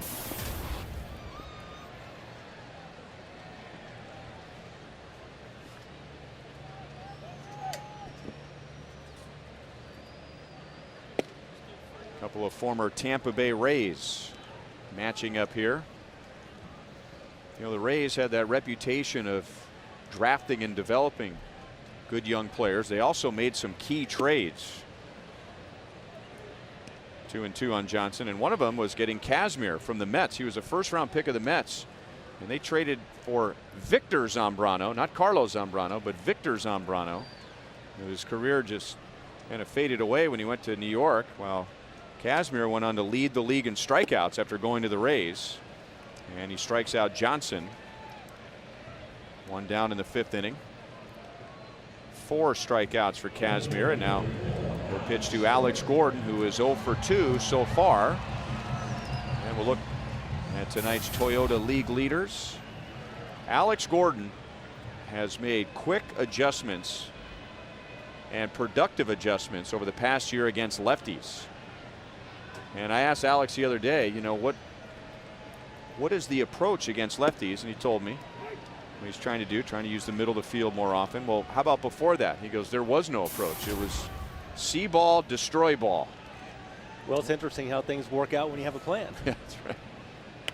And you're as gifted with the skill set that he is. He's been gifted with. I talked to Darren Erstad, world champion with the Angels and now Nebraska's head baseball coach, and both of those guys came from Nebraska. And I said, Ersty, who's a better athlete, you or Alex Gordon? Oh, that's a knock. Well, Kazmir wasted energy by trying to throw him out, and Alex has a swinging bunt single. You'll take it. And off the bat, when you see that, oh, you're saying, all right, I got a good chance here. Any kind of speed at all. A swinging bunt, shoot, I'll take that. He had to earn it. Kazmir almost got in the middle of Santana. Santana's saying, don't throw it. Probably was telling him, don't even throw it. Put it in your pocket. Worst thing as a pitcher you can do is throw that ball down the right field line. Now you get a triple. Exactly. So, you know, good play over there at first base. So Darren Erstad told you he was way better of an athlete than Alex Gordon, right? Okay, I texted him this. So he texted me back. He says, not a fair comparison. So now I'm going, uh-oh, what does he mean by that? So I texted back and said, Ersty, could you please clarify that? And so I'm not sure, because I know how humble Erstad is. So I'm not sure what he means by that. So he texts me back and he says, Gordon has a way better skill set than I ever had. And I texted him back and said, hey, look, I understand you're a Gordon fan like I am, but look, you're no slouch, Ersty. You were one of the greatest punters in their history. You had one of the greatest careers ever at Nebraska. And then you had a pretty good career, too, in a season where you had 250 hits. What do you got to say for yourself? He texts me back and he says, Hud, you've been listening to too much Jethro Tull. I said, what? He goes, that's in the past, Hud. That's in the past. Live it in the past. Well, he was quite a player himself. I know he was a tough out. Or you don't live in Our the past. apologies to Jethro Tull. They're big Royals fans. They tune in every night. So the statements and opinions of Rex Hudler do not represent those of Fox Sports Kansas City. But anyway, you were saying? You know, Tull's got a song, Living in the Past. So, you know, he dropped that on me. Hud, Alex is the man.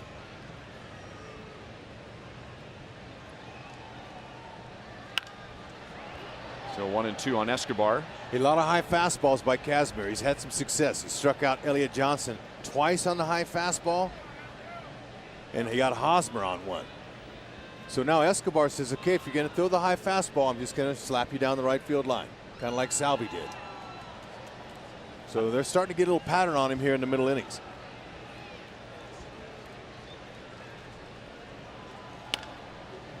And came in on him, and Escobar pulls it foul. You know, he's not a big guy. He's 6 foot, Monty. He's listed at 6 foot. Talking about Kazmir.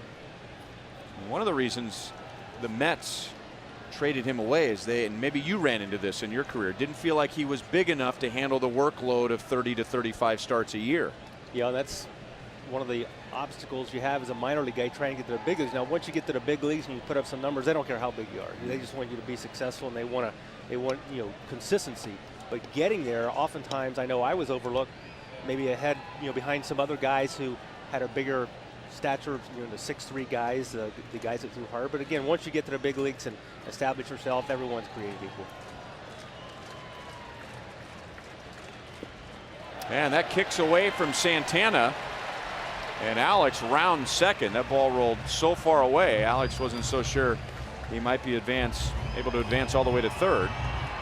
It's a wild pitch. And that takes away the ground ball in the double play. A little bit short of the slider.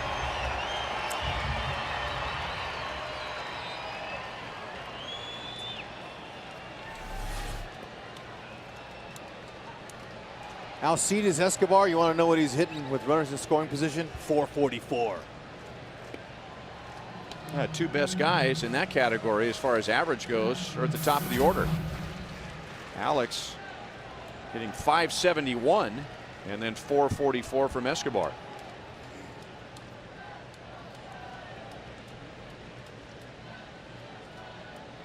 Kazmir is over 90 pitches. And able to stop his swing in time. 3 balls and 2 strikes.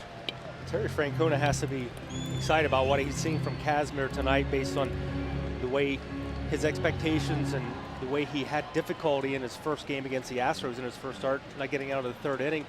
A guy that the Indians' rotation is a little short, and they need someone like a Kazmir to step up and be somewhat like he was back in his days as a Tampa Bay Ray.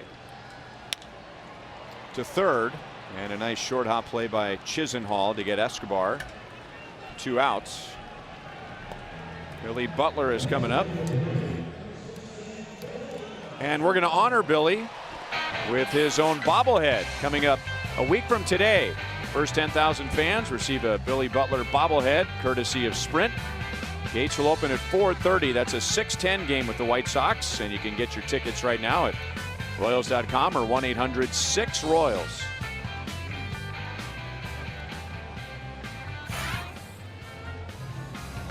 Okay, there it is, real life. You saw a still picture, Billy Butler.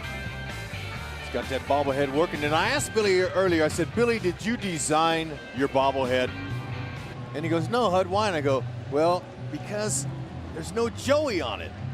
Where's your little, it's not a big belly, but, ball players call it a Joey. A Joey is, for you guys that don't know what a Joey is, it's a pouch, belly, right? a pouch Kangaroo? for kangaroos. Yeah, they call that a Joey. And ball players say, he's got a small Joey, or he's got a large Joey, or, So I said, Billy, there's no Joey. He goes, Hud, they made it like a sprint guy. I'm not a speed guy. At least I could have been thicker. A little bit thicker, I would have liked it. But nonetheless, he said, I can't wait for my day. Bobblehead day. And I wonder how Billy feels about you talking about his Joey on the air. I was talking to him in the dugout about his Joey. And I said, is it okay if I talk about it? He goes, sure, Hud. Okay. Just make sure to tell him I wanted a little thicker. That's how he described his Joey. We should probably end this conversation. We're entering into dangerous ground.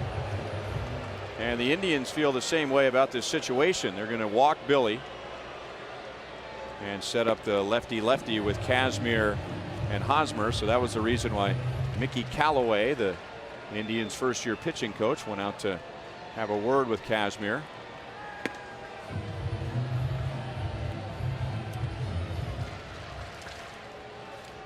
And this will be the 14th time that Billy has walked this year.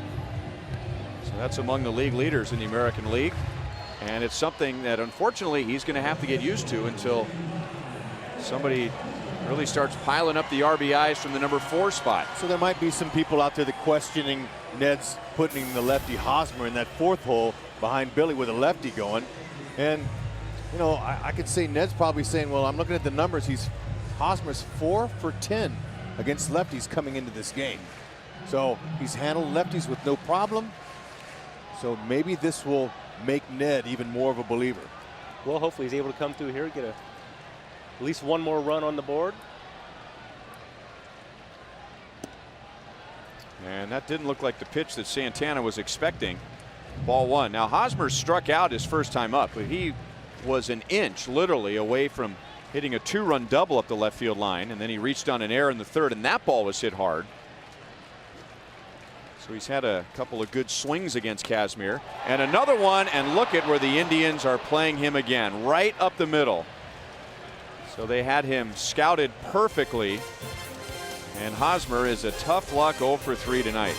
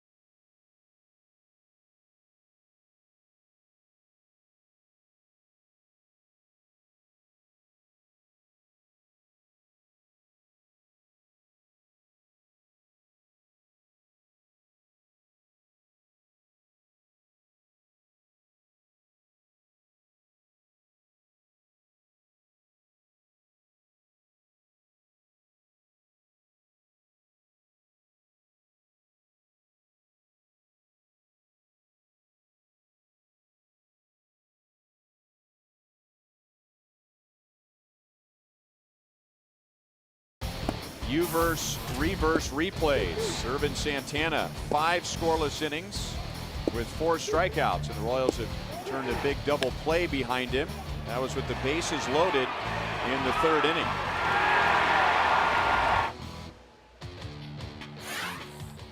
And the Royals have a 2-run home run from Salvador Perez. That was back in the 2nd, so it's 2-0 to the 6th.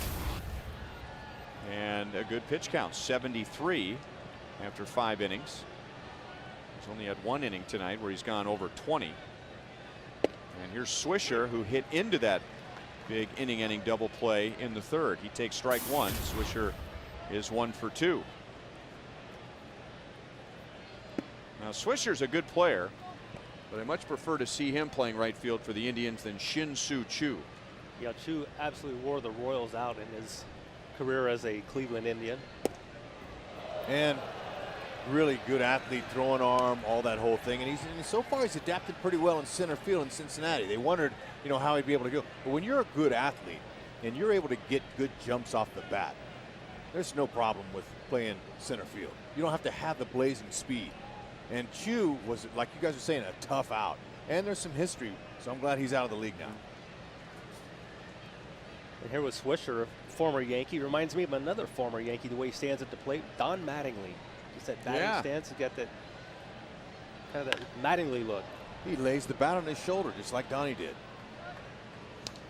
He's in his 9th season as a big leaguer. And I got to tell you, look, as productive as he's been and as successful as Swisher has, I'm kind of looking forward to his post career. He's going to be a tremendous broadcaster, or I can see him on MLB Network. Personalities like that, you got to hear from him. He's fun. He has a lot of fun. He's got a lot of energy, smile, but he comes from big league lineage. His dad was a big leaguer.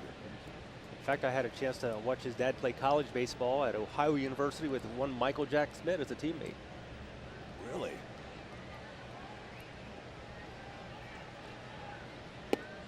Lays off that pitch, and it was a thrill for him to play for the Indians. He was born in Columbus, grew up in West Virginia, but very close to the Ohio border, and then played his college ball at Ohio State. So a homecoming of sorts for him to go back to the Indians.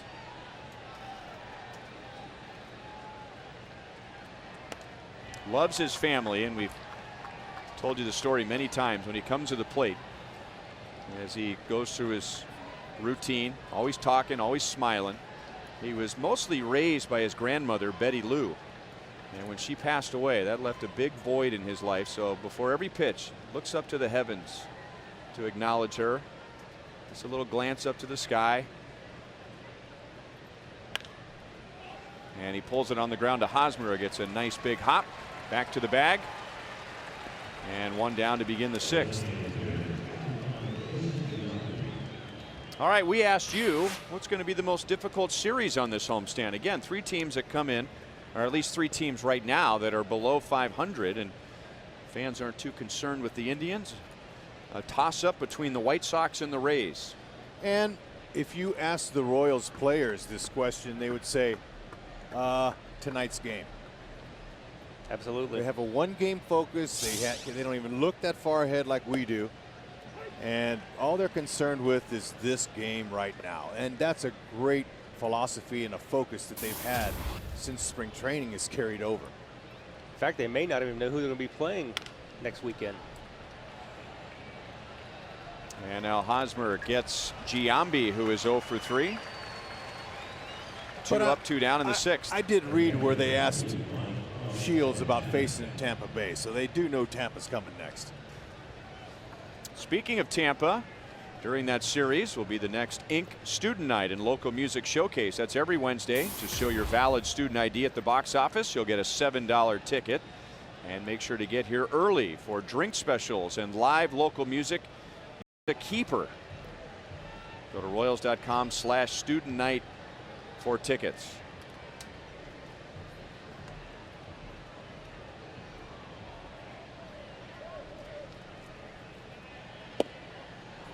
Oh, and 1 on Carlos Santana, who is singled and reached on an error. The Royals have been very sharp tonight, and there's always a chance Doesn't matter if it's a good team or a bad team. Chance, a team playing a little flat the first home game after a long road trip. Well, there's nothing flat about Irvin Santana or the Royals tonight. Monty, thanks for dropping by. You bet. We'll see you in Boulevard Royals Live. The Royals lead 2-0.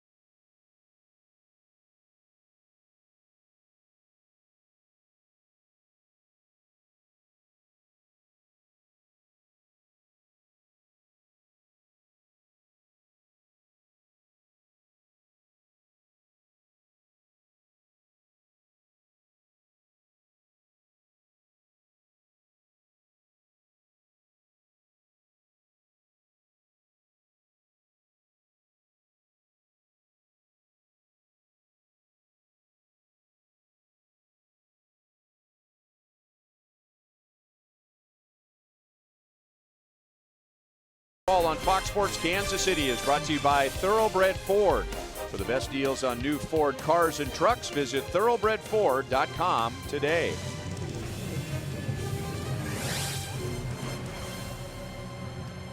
(2-0) Royals behind Salvador Perez 2-run home run and 6 scoreless innings from Irvin Santana. It'll be Kane, Francoeur, and Perez in our Sonic Slam inning. And our contestant is James Wheeler from Chillicothe, Missouri. If the Royals hit a home run in this inning, James wins $2,000. And this would be game number 20, so we haven't had a home run yet, Sonic Slam inning. If the Royals hit a grand slam out of the park, James wins $25 grand from Sonic and the Royals. And the Indians have made a pitching change. Chevy called to the bullpen. And this is Cody Allen. All right, quite a contrast. You go from Casimir, he wasn't really exactly a power pitcher, but this guy is. Got in on Lorenzo there. 95 miles an hour. That is a fair ball catch by Reynolds. And Lorenzo Cain is 0 for 3. So tune those bats up a little bit. He's got a power curve to go along with it. And they say he's a fearless competitor. I like that. You know, Ryan, I'm happy for Scott Casimir right now because I know how hard athletes it is for guys, especially after missing so much time, a year or 2 years, and trying to find yourself. And for him in his second start with the Tribe, he did a good job. You can't even say the home run that hurt him was a mistake. So you won't hear this very often, but I'm happy for him. He made a lot of money, and he was paid a lot of money at the end of his career to not play. It was after the Angels released him, but still loves the game, obviously. Hung in there, was willing to humble himself and play in the independent leagues last year. A non-roster invitee for Cleveland this spring. Made the team out of spring training, started the season on the disabled list. You know, and it's so impressive when a pitcher has a certain skill set to get to the major leagues, and then they lose that skill set and they have to reinvent themselves, find another way to get hitters out. It's hard. Not easy. 3-2 on Francoeur. He walked and scored in front of Salvador Perez home run in the second. He's also flied to left.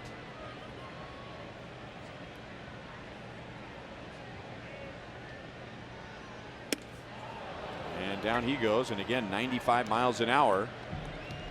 First strikeout for Allen.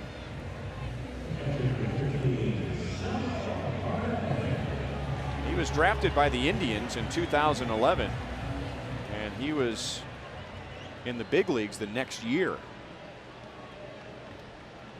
Now you say, oh, that's impressive. What was he, a first or second round pick? They moved him quickly.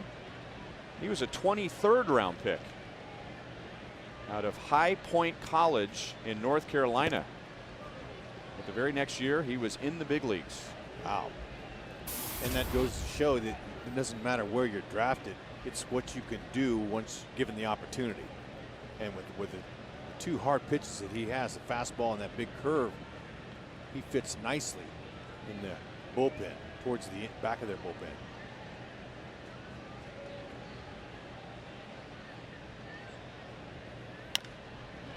One hop to Chisenhall at third, and across the diamond in time to get Perez. So Allen comes out of the bullpen and gets Kane, Francoeur, and Perez. Irvin Santana has 6 scoreless innings tonight.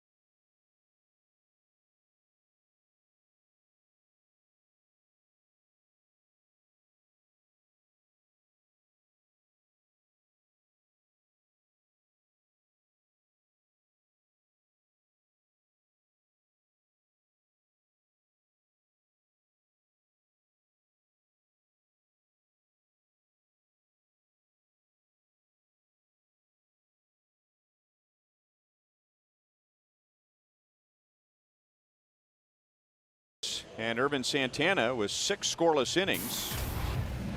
And this is what he did in the 3 starts prior to tonight.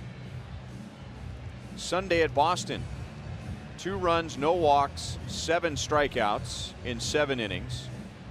At home against Toronto, 1 run in 8 innings. And then April 8th against Minnesota, his first win as a Royal, 1 run in 8 innings. So quick math, 29 innings pitched by Santana over his last 4, and he's allowed 4 earned runs. 4 earned runs in his last 29 innings. Not too shabby.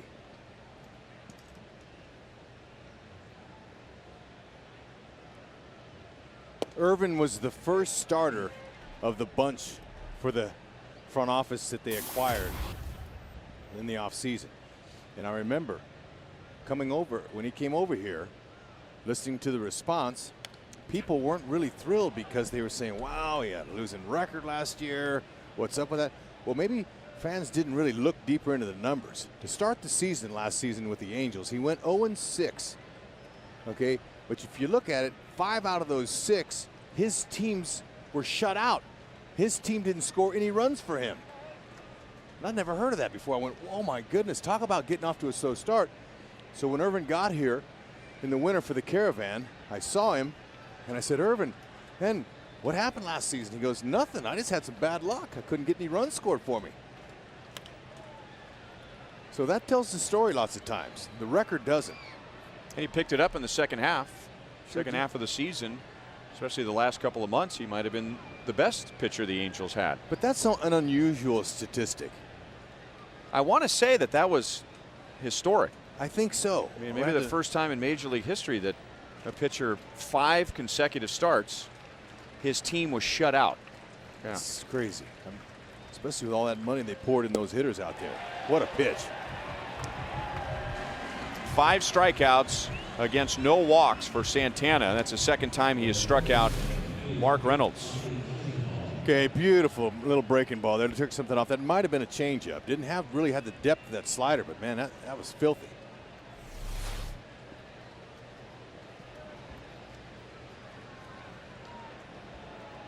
Since the 3rd inning, the Indians have 2 singles against Santana. That's it. A strike to Chisenhall, who is 0 for 2, and he's been one of the strikeout victims.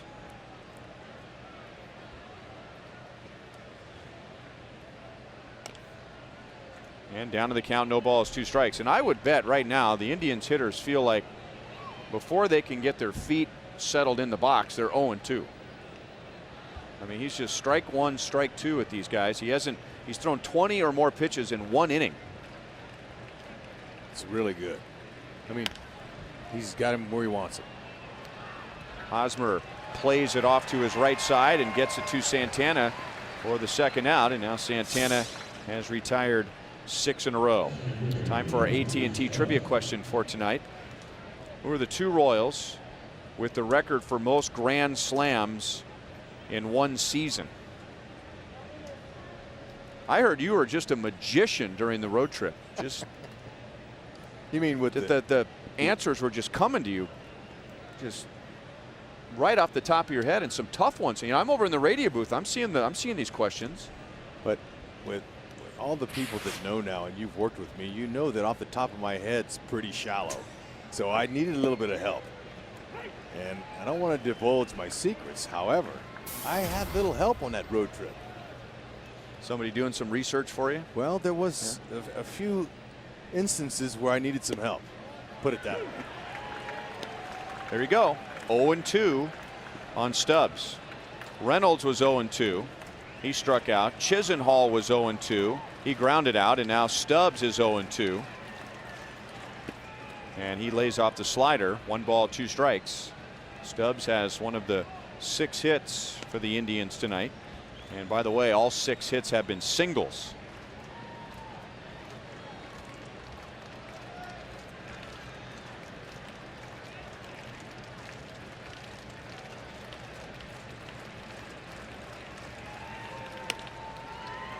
To Tejada. Long throw on the money. 7 shutout innings for Ervin Santana. And he hasn't even reached 100 pitches yet. Royals lead 2-0.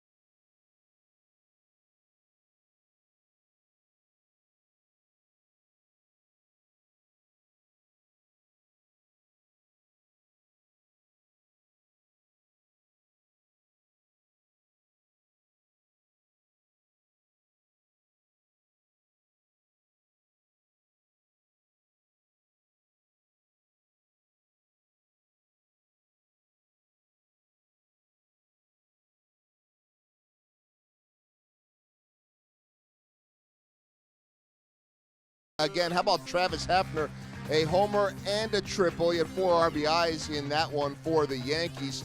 Baltimore beats Oakland 7-3 as we see the first pitch delivered to a swinging Miguel Tejada.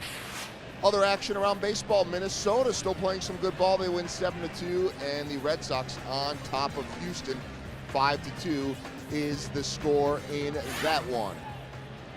So give you one more little highlight. Our Mazda game break takes us back to Detroit last night. How about Anibal Sanchez? Now, the Braves, they are a free swinging team. They strike out a lot, but how about 17 punch-outs for Sanchez?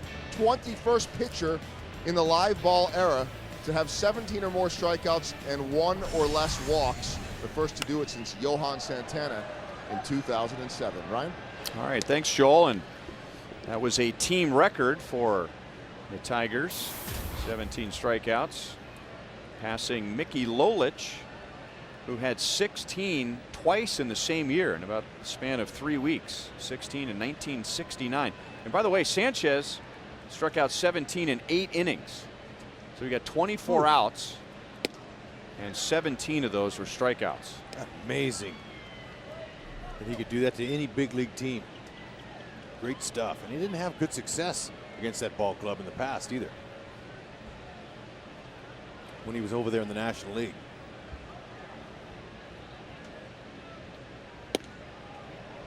Two and two on Tejada. 195-mile-an-hour fastball after another from Cody Allen, who took over in the 6th.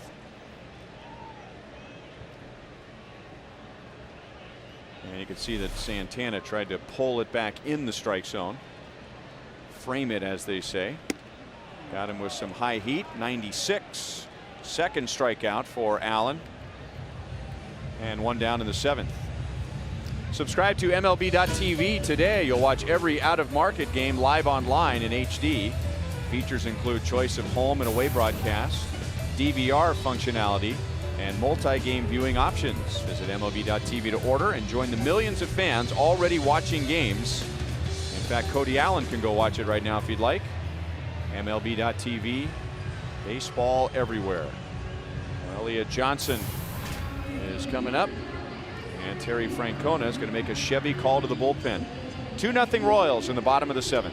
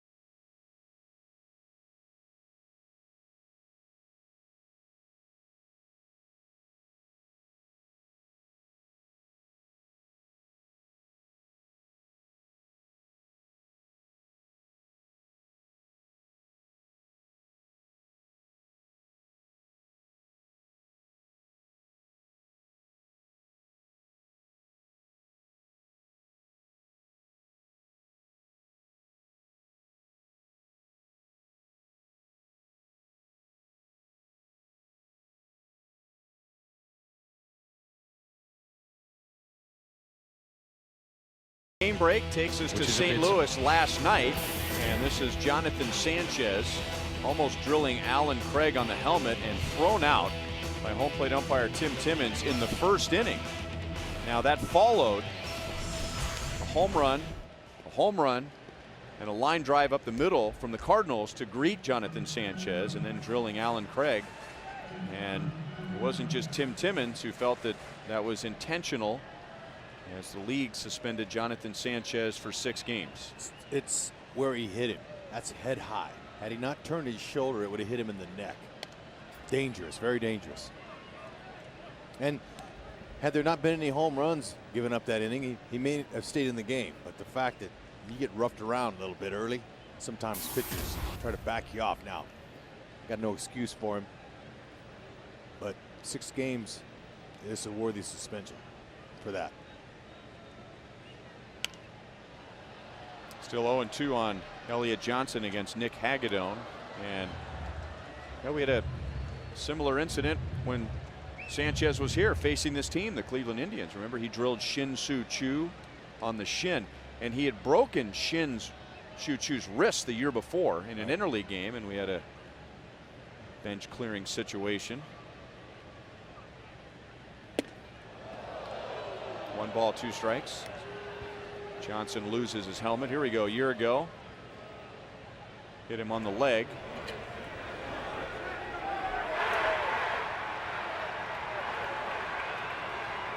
Jack Hanahan came running out of the dugout, and then Genmar Gomez the next inning drilled Mike Moustakas and was ejected. And that put the Indians pitching staff in flux because they had played a series of games. They were already thin in the bullpen, and Genmar Gomez had to learn the hard lesson that if you want to retaliate, don't do it right away. I mean, do it later in the game or maybe the next game. Yeah, you wait. Put your team in a bind. It's like Clint Hurdle. He argued and got thrown out too, but in the first inning he's saying, man, I don't have no pitching. He was hot, and not the kind of start that Elliott Johnson envisioned when he came to the ballpark today. That's his 3rd strikeout of the night. There's closer Chris Perez, who got into some hot water with the league when he started tweeting. Remember that? What was that tweet? You hit us, we hit you. Period, something like that. Yeah, our time. Wasn't that? That yeah, was the thing. Right. Then there was something with that.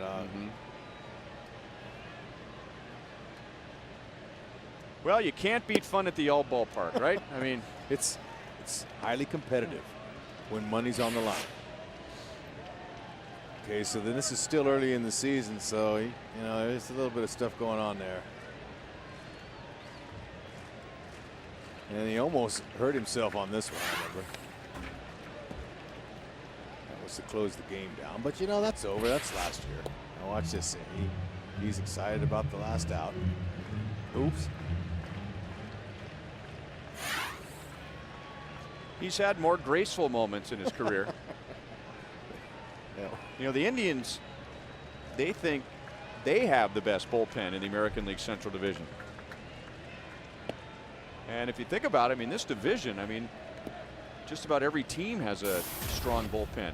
Tigers, we'll see how Jose Valverde does for them, and maybe even before Jose Valverde, but Minnesota's bullpen's been good. Chicago's Cleveland got a really good bullpen. Cleveland's bullpen similar to the Royals in that it's very good and very young. 2-2 on Alex, who is 1 for 3.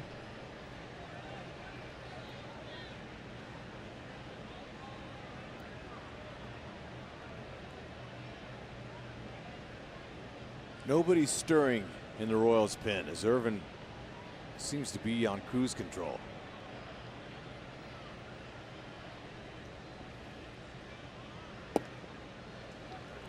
Three balls, 2 strikes. Alex hit that grand slam, of course, on Thursday, the first of his career, but it was a big road trip for him even before that. He had 2 home runs on the trip, 6 runs scored, 7 RBIs. And 1 for 3 tonight to begin the long homestand. Still 3-2. Okay, Carlos Santana, the catcher tonight, has been calling a lot of high fastballs all evening for Kazmir and now Hagedorn. And those pitches are for hitters are hard to lay off of. They look good to hit, but by the time they get there, usually just all you can do is foul them off.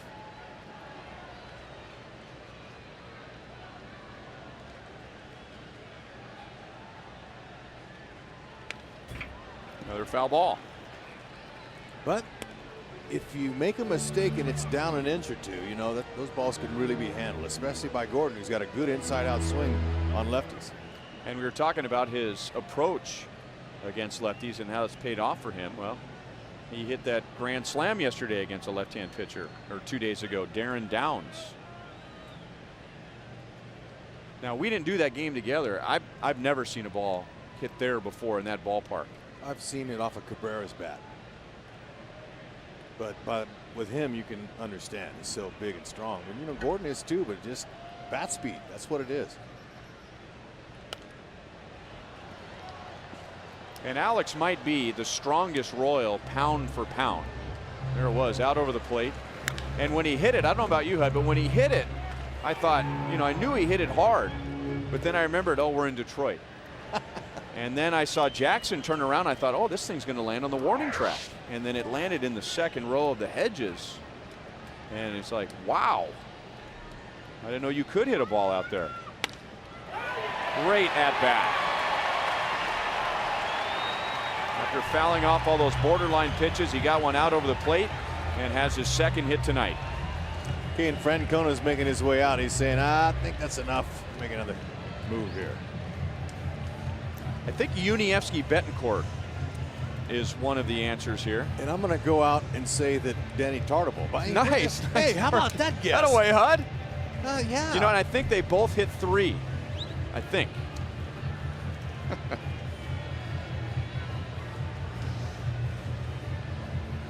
Another pitching change for the Indians. Royals lead 2-0, bottom of the 7th.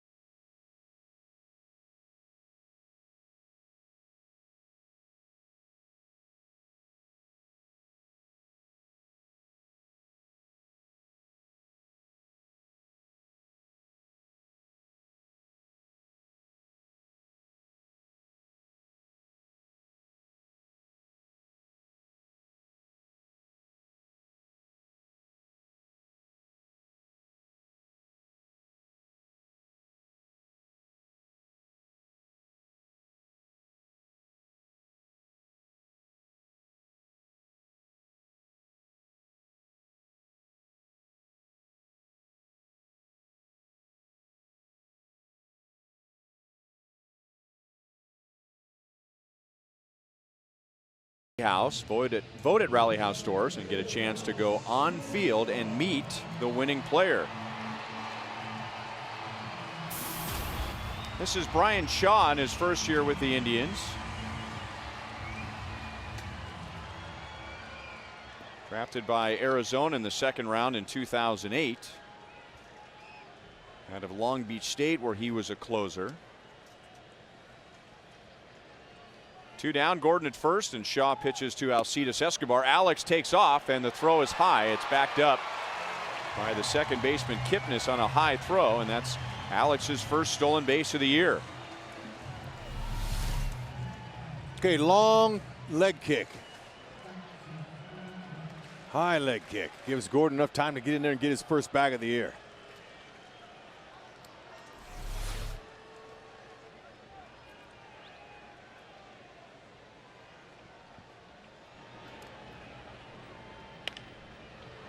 One and one on Escobar, who had a first inning double. He is 1 for 3. This is one of those young pitchers that the Indians are excited about in their bullpen. Shaw coming over in a trade during the offseason. It was a 3-way trade. The Indians, the Reds, and the Diamondbacks, the same deal that sent Shin-Soo Choo to Cincinnati. And that gets past Santana and will move Gordon to third. Yeah, it's going to be a wild pitch. Santana's getting worked up tonight. And so, didn't want that to happen again here. Now, this young guy you talk about is hard fastball, harder and harder. You know, eventually he'll learn that hard is okay if the location's right. Alcides with a good, short, quick swing. He can hurt you. Outside. Well, that's the evolution of a young guy that comes in the league and has a power fastball. He's going to get away with it while he can. Full count.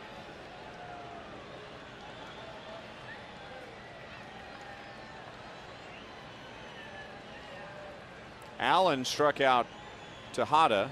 Hagedorn struck out Johnson, and then Gordon singled. He stole second, went to third on a wild pitch, and is still 3-2 on Escobar. And then Esky says, man, I would like to have that one back. Ah, he missed it. 3-2, you're setting hard heater, and that's all you're expecting because that's all you've seen. He's got a little slider. Slugger found a fan with a Joey.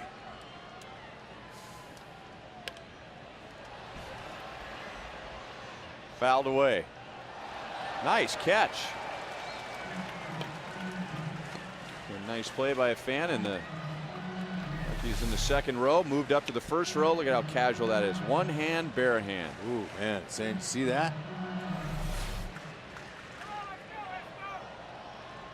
Skills. Usher comes down to make sure he's all right. You kidding me? This is the best night of his life. And Escobar having a very similar at bat against Shaw that Gordon had against Hagedorn before he singled. Fighting off the tough pitches and he's hoping to get one in the zone. He has seen 8 from Shaw.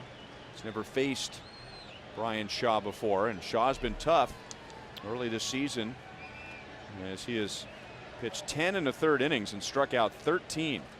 He's only given up 6 hits.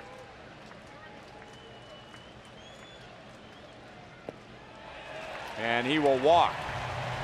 So that means Shaw will have to face Billy Butler with 2 on and 2 out.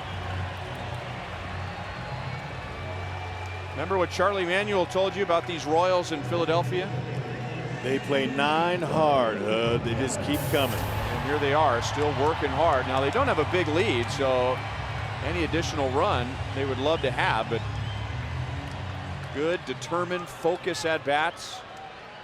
And trying to put something together after the inning began with 2 outs and nobody on. No, I'd love to see the power on power confrontations in baseball. Power arms, power bats. See who wins. And now Escobar runs and Santana won't bother to throw. In fact, nobody even covered. So that's stolen base number 5 for Escobar. In fact, he's 5 for 5. And now Billy has a chance to drive in 2. Billy hit a bloop single in the first. He lined out in the third and was intentionally walked in the 5th. 2 balls and no strikes. And you wonder, with that stolen base, is Billy going to get a hittable pitch? It's very questionable, but look, Hosmer, the way he's lining that ball all over the place tonight, he won't mind. But you know, he's keeping that ball away from Billy for sure. But as hard as he is, sometimes they make mistakes even if you're trying to pitch away from him.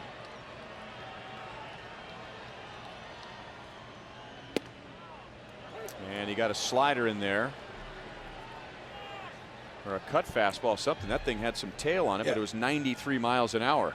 It had a little cut to it. You're right, as a cutter.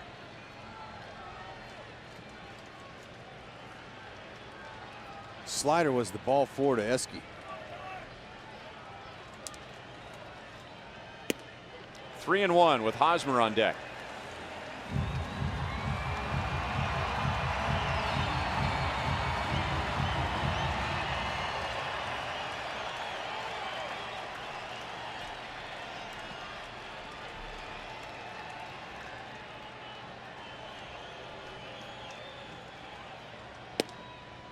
Ball 4, and it's all set up for Eric Hosmer, who has been close all night. Now he is 0 for 3, but he has come very close to driving and runs on 2 occasions tonight in his first at bat. 2 on, 1 out, and he just missed driving in 2 with a ball that was an inch foul. Ended up striking out. Next at bat, a shot up the middle that is deflected by the pitcher, so it stayed on the infield for an error. And then with a man in scoring position in his last at bat, a rocket to center field, but caught by Cabrera. But as we talked about earlier, it's always a chance for another opportunity later in the game, and he's going to get it right now with the bases loaded, 2 down. Royals lead 2-0 in the 7th.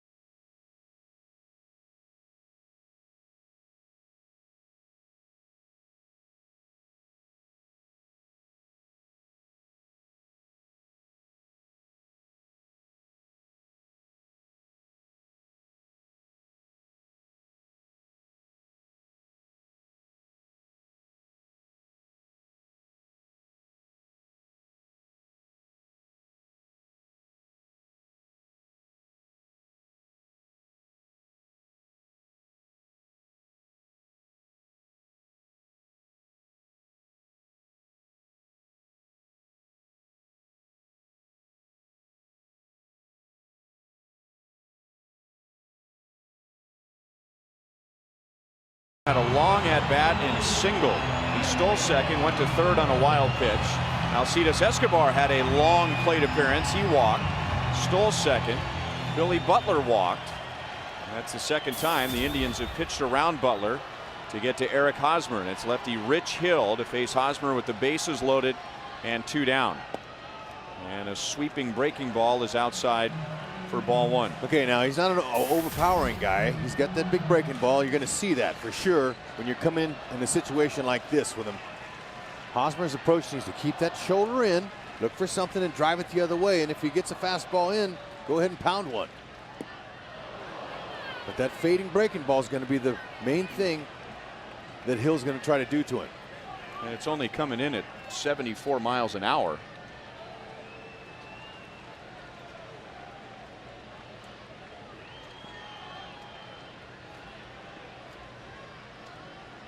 It's a slow one. Outside, 2-1, and Hill has had his control problems in his first 6 games. In 4 2/3 innings, he's walked 3. He's also struck out 6. So Hosmer in front, 2 balls and 1 strike.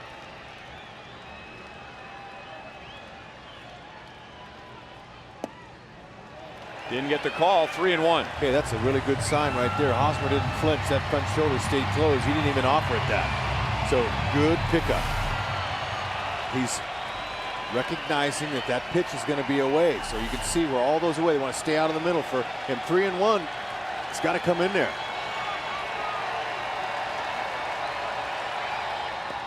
He'll take it. So 2 strikeouts to begin the inning, a single, and now 3 straight walks. And Hosmer drives in his 7th of the year. And the Royals lead 3-0. And Terry Francona is carving out quite a path from the third base dugout to the mound in this inning. I'll say. Now, he's not real thrilled with that, all those breaking balls. Now, he'll give him a little pat on the shoulder, but I can tell you that Francona's saying, you know what? If you let him make him swing the bat, he might hit it at somebody and we're out of the inning. Instead, you gave him a run.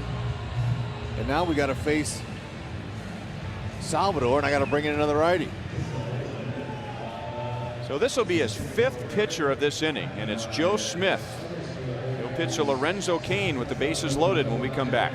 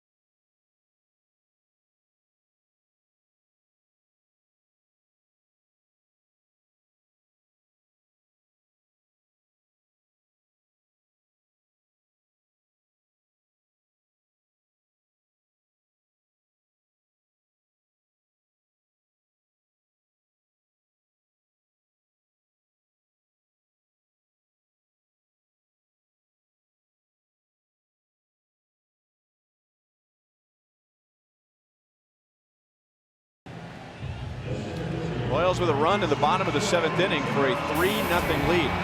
Hey, we just found out with the day-night doubleheader tomorrow for the 110 game, the outfield experience will be open at no charge for all children, because the fun run, which normally comes after Sunday day games, that has been canceled because they'll be prepping the field for the 7:10 start. So fans coming only to the 7:10 game are encouraged to arrive no earlier than 5 o'clock. The gates will open at 6. But again, the outfield experience, no charge for all children tomorrow for the 110 game. Here's Joe Smith with the bases loaded, 2 down, and Cain taps it back to Smith.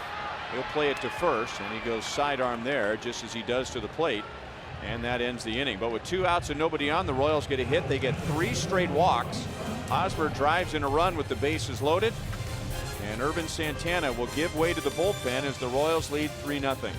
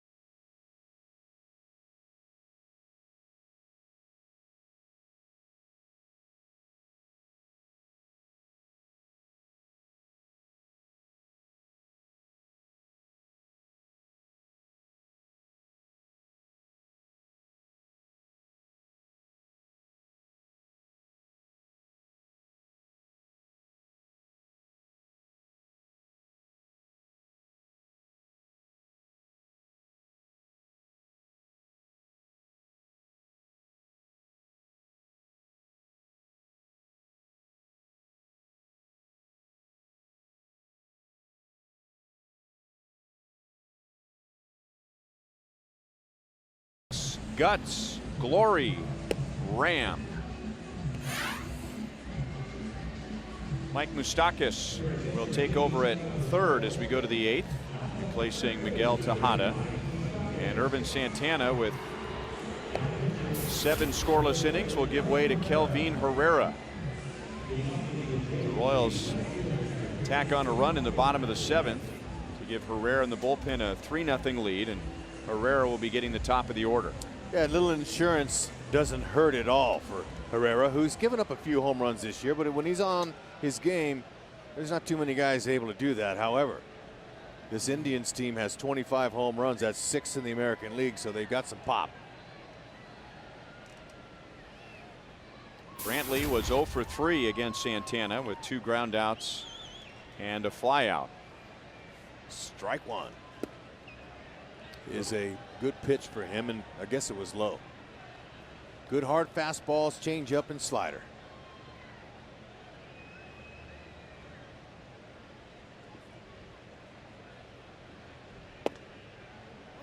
Two balls and no strikes, and Perez right away wants to go out and have a word with Herrera. Herrera had that game in Atlanta where he gave up 3 home runs in the 1 inning, but he bounced back the very next day in that 1-0 win against the Braves. And then he gave up the 3-run home run in Boston to Daniel Nava, but he bounced back right after that. There's resiliency amongst these guys, man, and Ned deserves some credit for that. He's saying, hey, look, you know what? I got confidence in you. I'm not going to bury you on the bench now for 2 or 3 games, and that does more mental damage than anything else to a young guy. So he says, I'm going to throw you right back on the horse. After you get thrown off, sometimes you don't want to get back on it, but these pitchers do.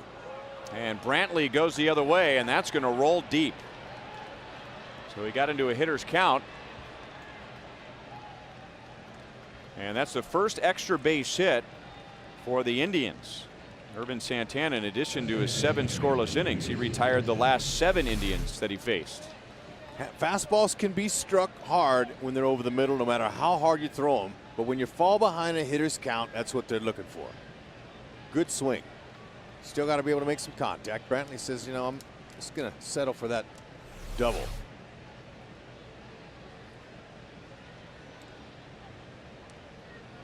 And now Herrera and Jason Kipnis. He had 2 hits against Santana. Both singles. He's 2 for 3. So 99 on the outer black of the plate. Can't touch that. And then back with that power changeup, 0-2. Out of the same arm speed as that 99. So you might look at Kelvin Herrera and say, where does he get that? He's a little guy. He's not a real big guy. And I asked him that just the other day. And he sat there and he said, you know what? My grandfather had a strong arm. My dad had a strong arm. It's genetics. Don't try to figure it out. I've been blessed. He is strong in his lower body, but ooh. And that gets through Perez. A wild pitch gets Brantley over to third. So obviously a lot of these guys up here are blessed physically for sure and athletically, but to have a golden arm like that coming out of such a small frame of a guy, it's pretty impressive. Tim Collins, same way.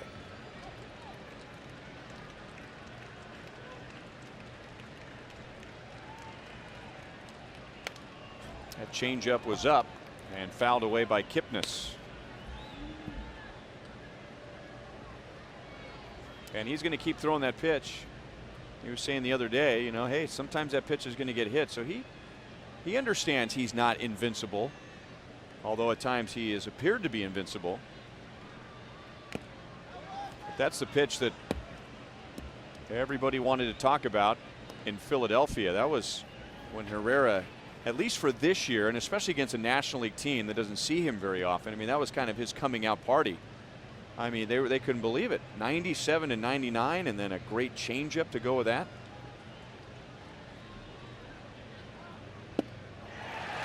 .100 miles an hour.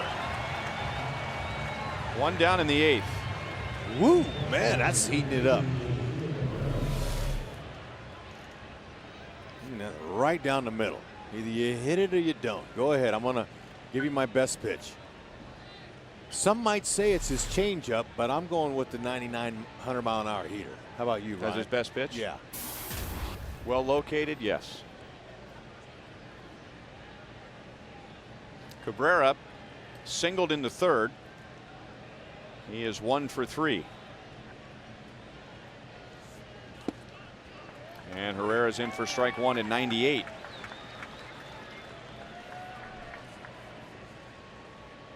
Brantley with a leadoff double. He went to third on a wild pitch.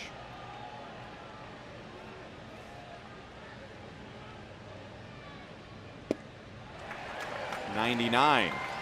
No balls and 2 strikes. Boy, and Salvador Perez, when he transfers that ball from glove to hand and throws it back to Herrera, you can't even see it. It's so quick. It's become such a natural thing for him. His hands are marvelous. He's able to handle that ball like that. Popped up. And some Moose chants as Moustakas makes the play. 2 down.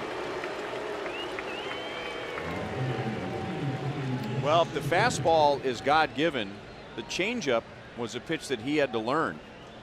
And you've heard the old story, every picture tells a story. Well, every pitch tells a story. And Herrera said that he learned the changeup in 2008 in A-ball, shagging during batting practice. And as he was throwing the ball into the bucket, where they collect all the balls during batting practice, he was just throwing the ball in with different grips, trying different changeup grips. And finally he got one that he liked just by not even playing catch with somebody, just throwing the ball to a guy standing at a bucket. And that pitch, along with that fastball in the upper 90s, got him to the big leagues. It's a money pitch and a feel pitch. Takes some time to develop it, but he's not exactly an old guy either. 1-1, and Nick Swisher, who hit into the biggest outs of the game for the Indians tonight with the bases loaded, 1 out in the third. He grounded into a double play. That was a big inning for Ervin Santana. 1 ball, 2 strikes. There was the change. And then the Indians did very little against Santana after that. That double play is our forward play of the game. Yep. He's magic. And he's able to, almost like a switch, turn it on and turn it off. Man, I'm going to tell you, he looks really good. We got out of it with some trouble. No problem. Thank you, Ford, for tagging that on Ervin Santana.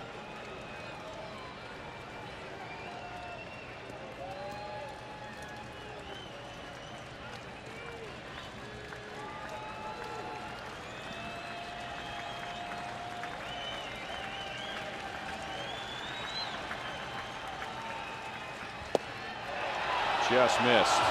Perez held it out there for Clint Fagan, who wouldn't budge. 3-2.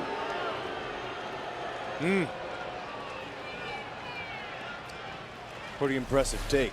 I tell you, the good catchers, and we know that Sal is one of the best, they sure make borderline pitches look good, don't they? I mean, they don't even move. Very subtly pulled that closer to the plate. And now Swisher walks.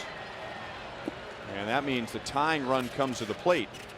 So he had Swisher down in the count, but Swisher throughout his big league career, good years, bad years, average years, has always had a good eye. And now you've got one player whose career is just beginning going up against a player whose career is in its twilight, Jason Giambi. Okay, now usually they say when hitters are in their late 30s that they can't catch up to a good fastball. Okay, but don't tell 42-year-old Jason Giambi that. As you see Rusty Kuntz saying, don't let him hit it over your head. He's already got 2 home runs, and he needs to be a little careful with where he locates. There you go, Salvi. Stay away from him. Outside for ball 1. Because he's in terrific shape. He's not like in his younger days, as he told me yesterday. He says, Hud, look, I've kind of shut down those early Wild days. I'm a guy now. I'm focused. I'm watching what I eat. I'm taking care of myself. So look at Salvi saying, come on, right here. Stay right with me.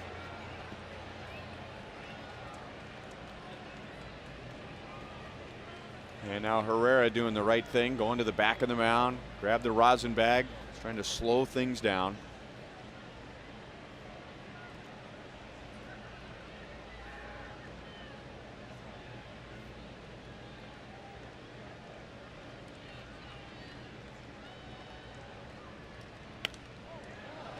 99 in on the hands, 2-1. Yeah.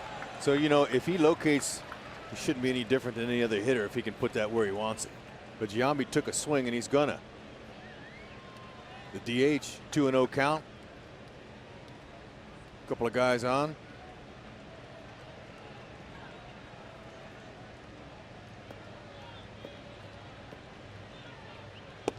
And then a changeup. 2 balls, 2 strikes. Okay, after 99 and that's just unfair. I mean, he's way out in front of that now. Okay, Swisher, he's over there. He's trying to make sure to get a good jump off of first base in case there is some contact made. But I guarantee he told Hosmer, that changeup is filthy that guy's got. Fastball strikes him out, and again, 100 miles an hour. So it wasn't easy, but Herrera gets through it. Woo! Better you, Jason, than me. By golly, good try.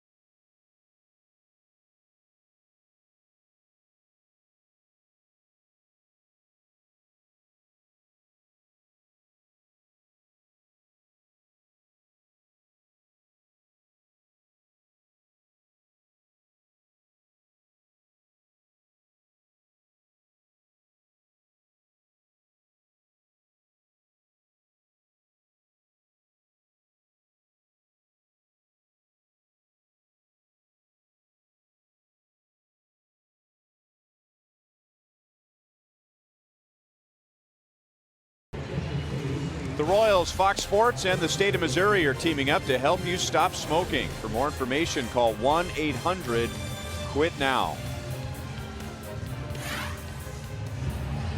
This will be Matt Albers. So this is Terry Francona's 6th pitcher since the beginning of the 6th inning. Now, there was the postponement yesterday, but the Indians were here in Kansas City on Thursday with a scheduled off day. So he wants to get his guys in there, get some work. And with all the pitching changes he has made, only one reliever has pitched more than 2 hitters. Okay, a little bit more fastballs here. Fastball, slider, change. Strike 2. Jeff Francoeur, who walked and scored on Salvador Perez's home run in the 2nd inning, and then the Royals added a 3rd run in the 7th on a bases loaded walk. That's the 3rd time in a week the Royals have received a bases loaded walk late in a game. And that's a great sign, because when you got bases loaded, the hitter's tendency is to want to produce and be the star. So the fact that they're spitting on borderline pitches tells me their plate discipline's going through the roof with them loaded up. Albers off the mound to get Francoeur 1 down.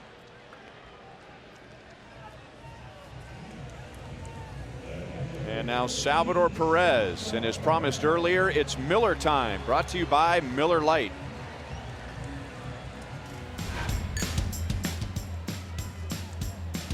Nobody hits that pitch out of the yard. Oh my goodness, that wasn't even a mistake. Casimir, that's his only blemish on his night. That 2-run homer that traveled 382 feet.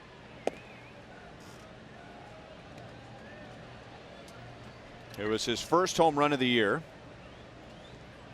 And RBIs 7 and 8.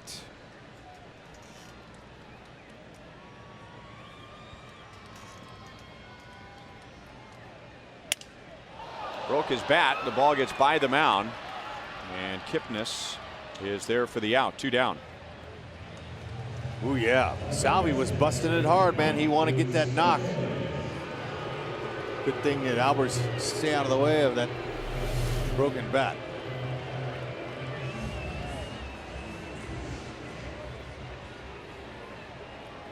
Okay, when hitters sense that they got a chance, man, they want to get that hit. Good hustle. And now Mike Moustakas will get an at-bat. And his bat breaks in half. Albers is throwing cannonballs up there, destroying 2 bats and getting 3 ground ball outs. 3 outs to go. Royals lead 3-0 with Greg Holland coming on for the save.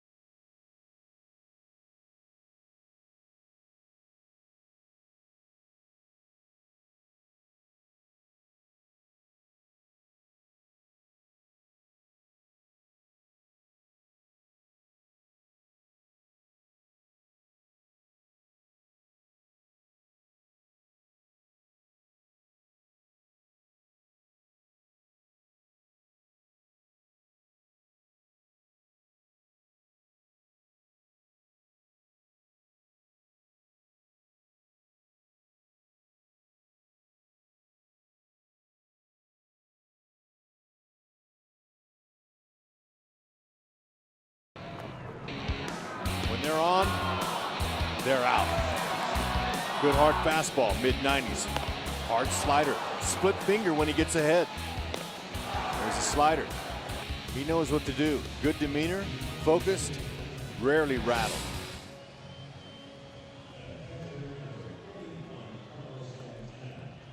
He is on quite a roll.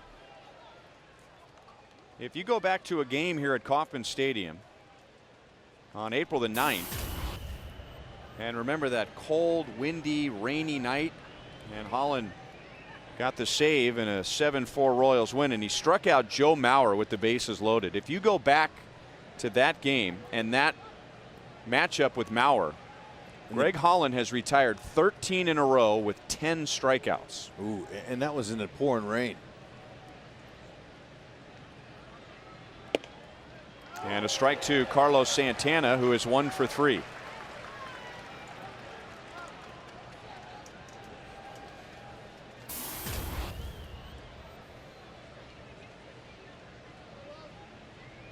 It'll be Santana, Reynolds, and Chisenhall. So some power coming up for the Indians, and that's hit very high off to the first base side, but will land back in the seats. And it's 0-2 on Santana, who has hit 4 home runs, followed by Reynolds, who has hit 7.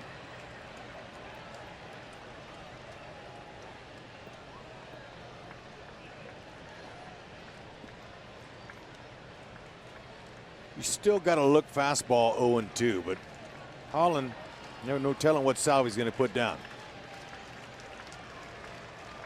That's a lot of fingers. Usually means off speed. I don't know. Still 0-2.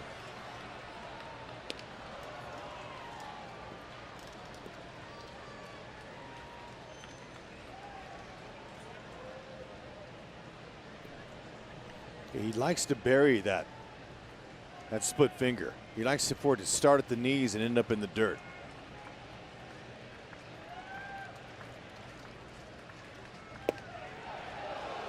Had him fooled. 1 ball, 2 strikes. In fact, Santana was thinking about something middle or away. That thing was boring in on him.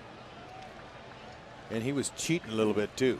And they call that cheating. You mean he's trying to get out there. He's trying to jump out there and see if he can get that fastball. He's going to get another splitty here. Ooh. That pitch got away from him. Another good night on the mound so far. Irvin Santana, 7 scoreless innings. Kelvin Herrera pitched a scoreless 8th. And that's the 9th time in the last 10 games a Royal starter has gone at least 6. And 16 out of 20 games this year, Royal starter has gone at least 6 innings. Broke his bat. Shallow center field, and Escobar waving everybody off and makes the play.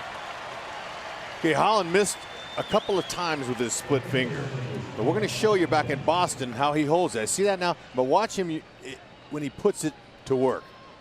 They call that a split finger because you split your fingers, and it comes out of the same arm slot as the fastball. You can see that with that slowing it down like that, and it starts out about belt high and ends down in the ground. A really tough pitch for a hitter to pick up.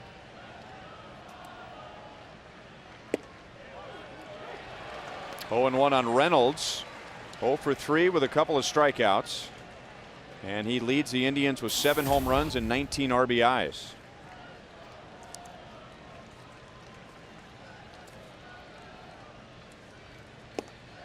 Oh, 2. And we told you at the beginning of the broadcast that to this point, the Indians don't have very impressive offensive numbers, but the one number that stands out would be their home runs. They are 5th in the league, and the Royals have kept them in the ballpark and then some tonight. Just got a piece of it. It's still 0-2.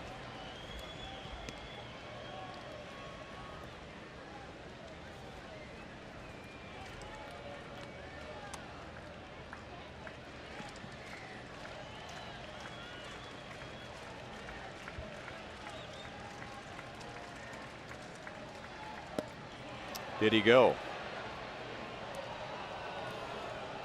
See, that's where I don't get the, well, it's his intent. It doesn't matter how far he went. It's his intent. Well, what else was he doing there? That was not an intent to swing? Was he stretching out his hamstrings? Is that what he was doing? Doesn't matter how far he goes. It's intent. That's the call that gets more guys thrown out than any in baseball for hitters. Now, there are times when the pitch is up and in and the hitter's trying to get out of the way and the bat crosses the plane, and that, okay, that's not an intent to swing. It doesn't matter how far he goes, it's intent. Yeah. Anyway, that's all right. I feel better. I'm glad. I could tell when you're not real thrilled about something, but you know, that's a tough call for an umpire. Think about it. He wants to, if it's in his interpretation, if he swung or went after it. Moustakas going to let it roll, and it hits the bag. And I think even if he tried to play it, there was no chance to get Reynolds.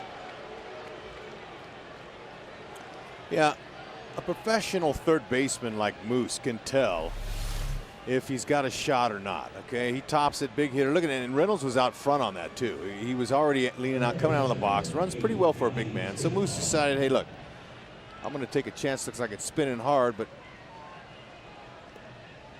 you know, I love that he did that because, like you say, he realized he didn't have a play. So give it a chance to roll foul. Yeah, there's nothing wrong with that. Some guys will come in and they realize it's a hit, and they'll pick it up anyway. I mean, it's just like. Yeah. Or even, he picks it and tries to make a desperate attempt when you don't need a desperate attempt there. Got one out in the inning. You throw the ball away, then he goes to second base. It's you know, it's no problem with that.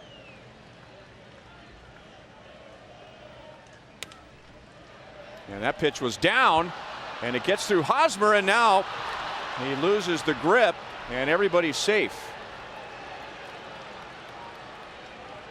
Won't see that very often.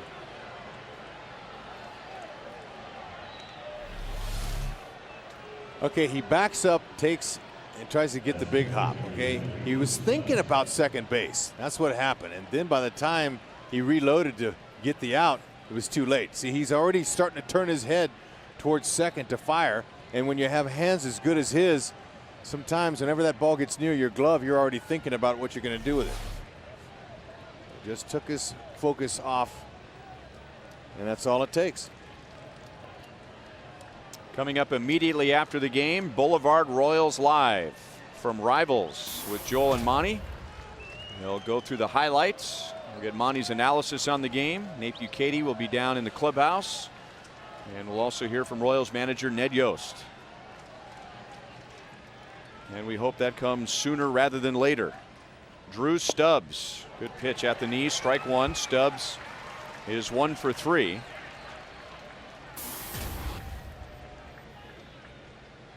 And this would be his first career at bat against Holland.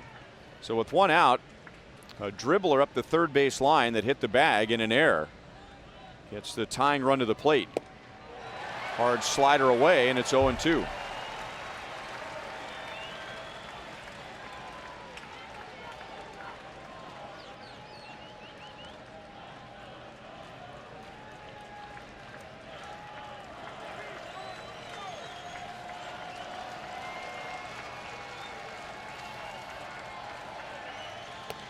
Got him with a slider away. 8 strikeouts for Royals pitching tonight. And now 2 down in the 9th.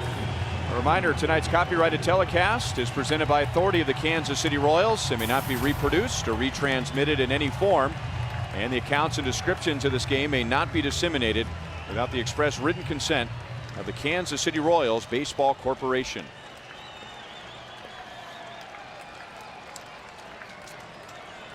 And now Holland and Michael Brantley, who doubled in the 8th inning. He is 1 for 4.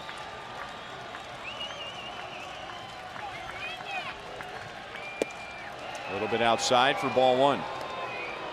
Ryan Lefevre, Rex Hudler, Joe Goldberg, Jeff Montgomery, along with director Steve Kurtenbach, producer Joe Lavero, associate producers Al Broughton, Sam Abramson, Brian Shapiro, and the rest of the best home TV crew in the league. Got that right.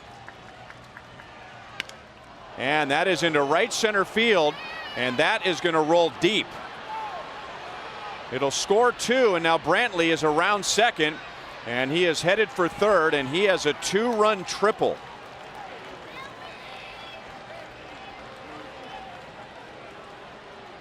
And that is his first career hit against Greg Holland. He had been 0 for 5 with 3 strikeouts. It looked like Holland left a breaking ball out over the middle of the plate. Brantley with a good, short, solid, quick swing. Now, he had a double earlier in the game to left center, and he stayed at second base. A little bit closer to third was the ball. So he is opposite field, no problem. He's going all the way on this one. But now, all of a sudden, it's gotten interesting here.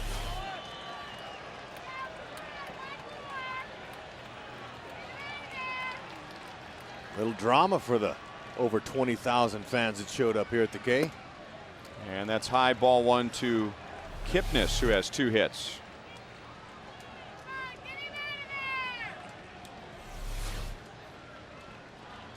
A little celebration with his dugout, but not over the top. No. And look, goes back to that extra insurance run that Hosmer took the bases loaded walk. And that is taken low. 2-0. The Indians in the first 7 innings against Irvin Santana, no runs, 5 singles. And now in the last 2 innings, they have 2 runs on 3 hits, 2 extra base hits. Got the call, 2-1.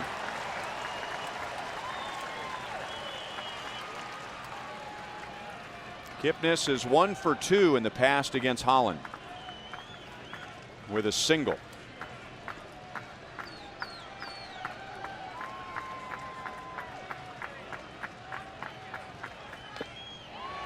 Two and 2. That was not a great swing at a slider with the count 2-1. Think he goes back with that pitch? He might. Trust Salvador.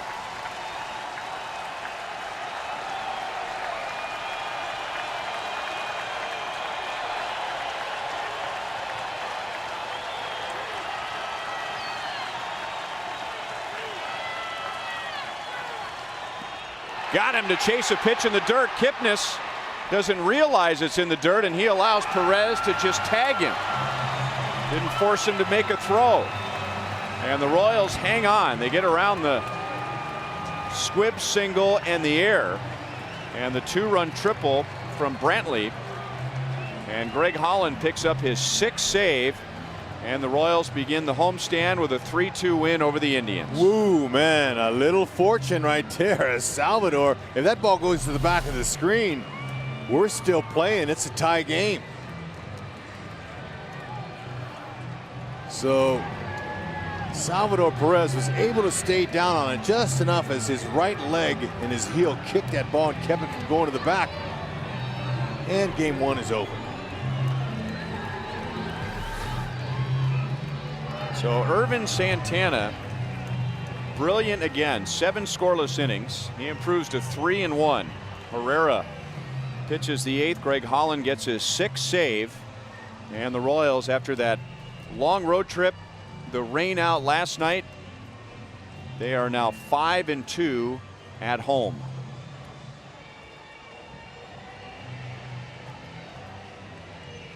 And except for that hiccup in the top of the 9th inning, Royals were very sharp tonight after the long road trip and all those stops and starts and the postponement last night. And they got just enough offense to take game 1. And somebody who provided most of that offense is down on the field with Joel. All right, Ryan, thanks a lot as we are down here, joined right now by Salvador Perez. And, you know, Salvi, I know how much you love catching. I know how good your pitchers have been. Let me ask you first about Irvin Santana, because he has been one of the best so far this year. Tell me about him today, why he was so good. It's unbelievable. Every time he tries, they push the ball down, away, down, in, a slider. He can throw the slider at the door. You know, he's unbelievable. Okay, so he kept it down, had that slider going. How about for you blocking those balls? I know you love doing that, but you save a lot of runs. How much do you enjoy that? That's my job. I have to block the ball. That is your job. The other thing that you did really well today was you hit the home run. The last home run you had here was a walk-off homer. Tell me about today's home run. It's unbelievable. You know? I work with Job, the hitting coach a lot, and the machine I inside. And he tries to stay to the middle every time. That's what I do. You're all right. Nobody's going to throw a Gatorade on you. You're bigger than everyone, right? You're okay. No, you're okay. I mean, I'll get out of the way if it's coming. But how about being back home? It was a long trip. You finally got back home. I know you were excited. What does it mean to be back here at Kauffman Stadium? It's unbelievable. I want to say thank you to all the fans here for coming to see we play. Thank you. All right, Salvi. Great job tonight. Thank you. Salvador Perez with his first home run of the year. And I don't know, Ryan, is there anybody that loves playing the game more than him?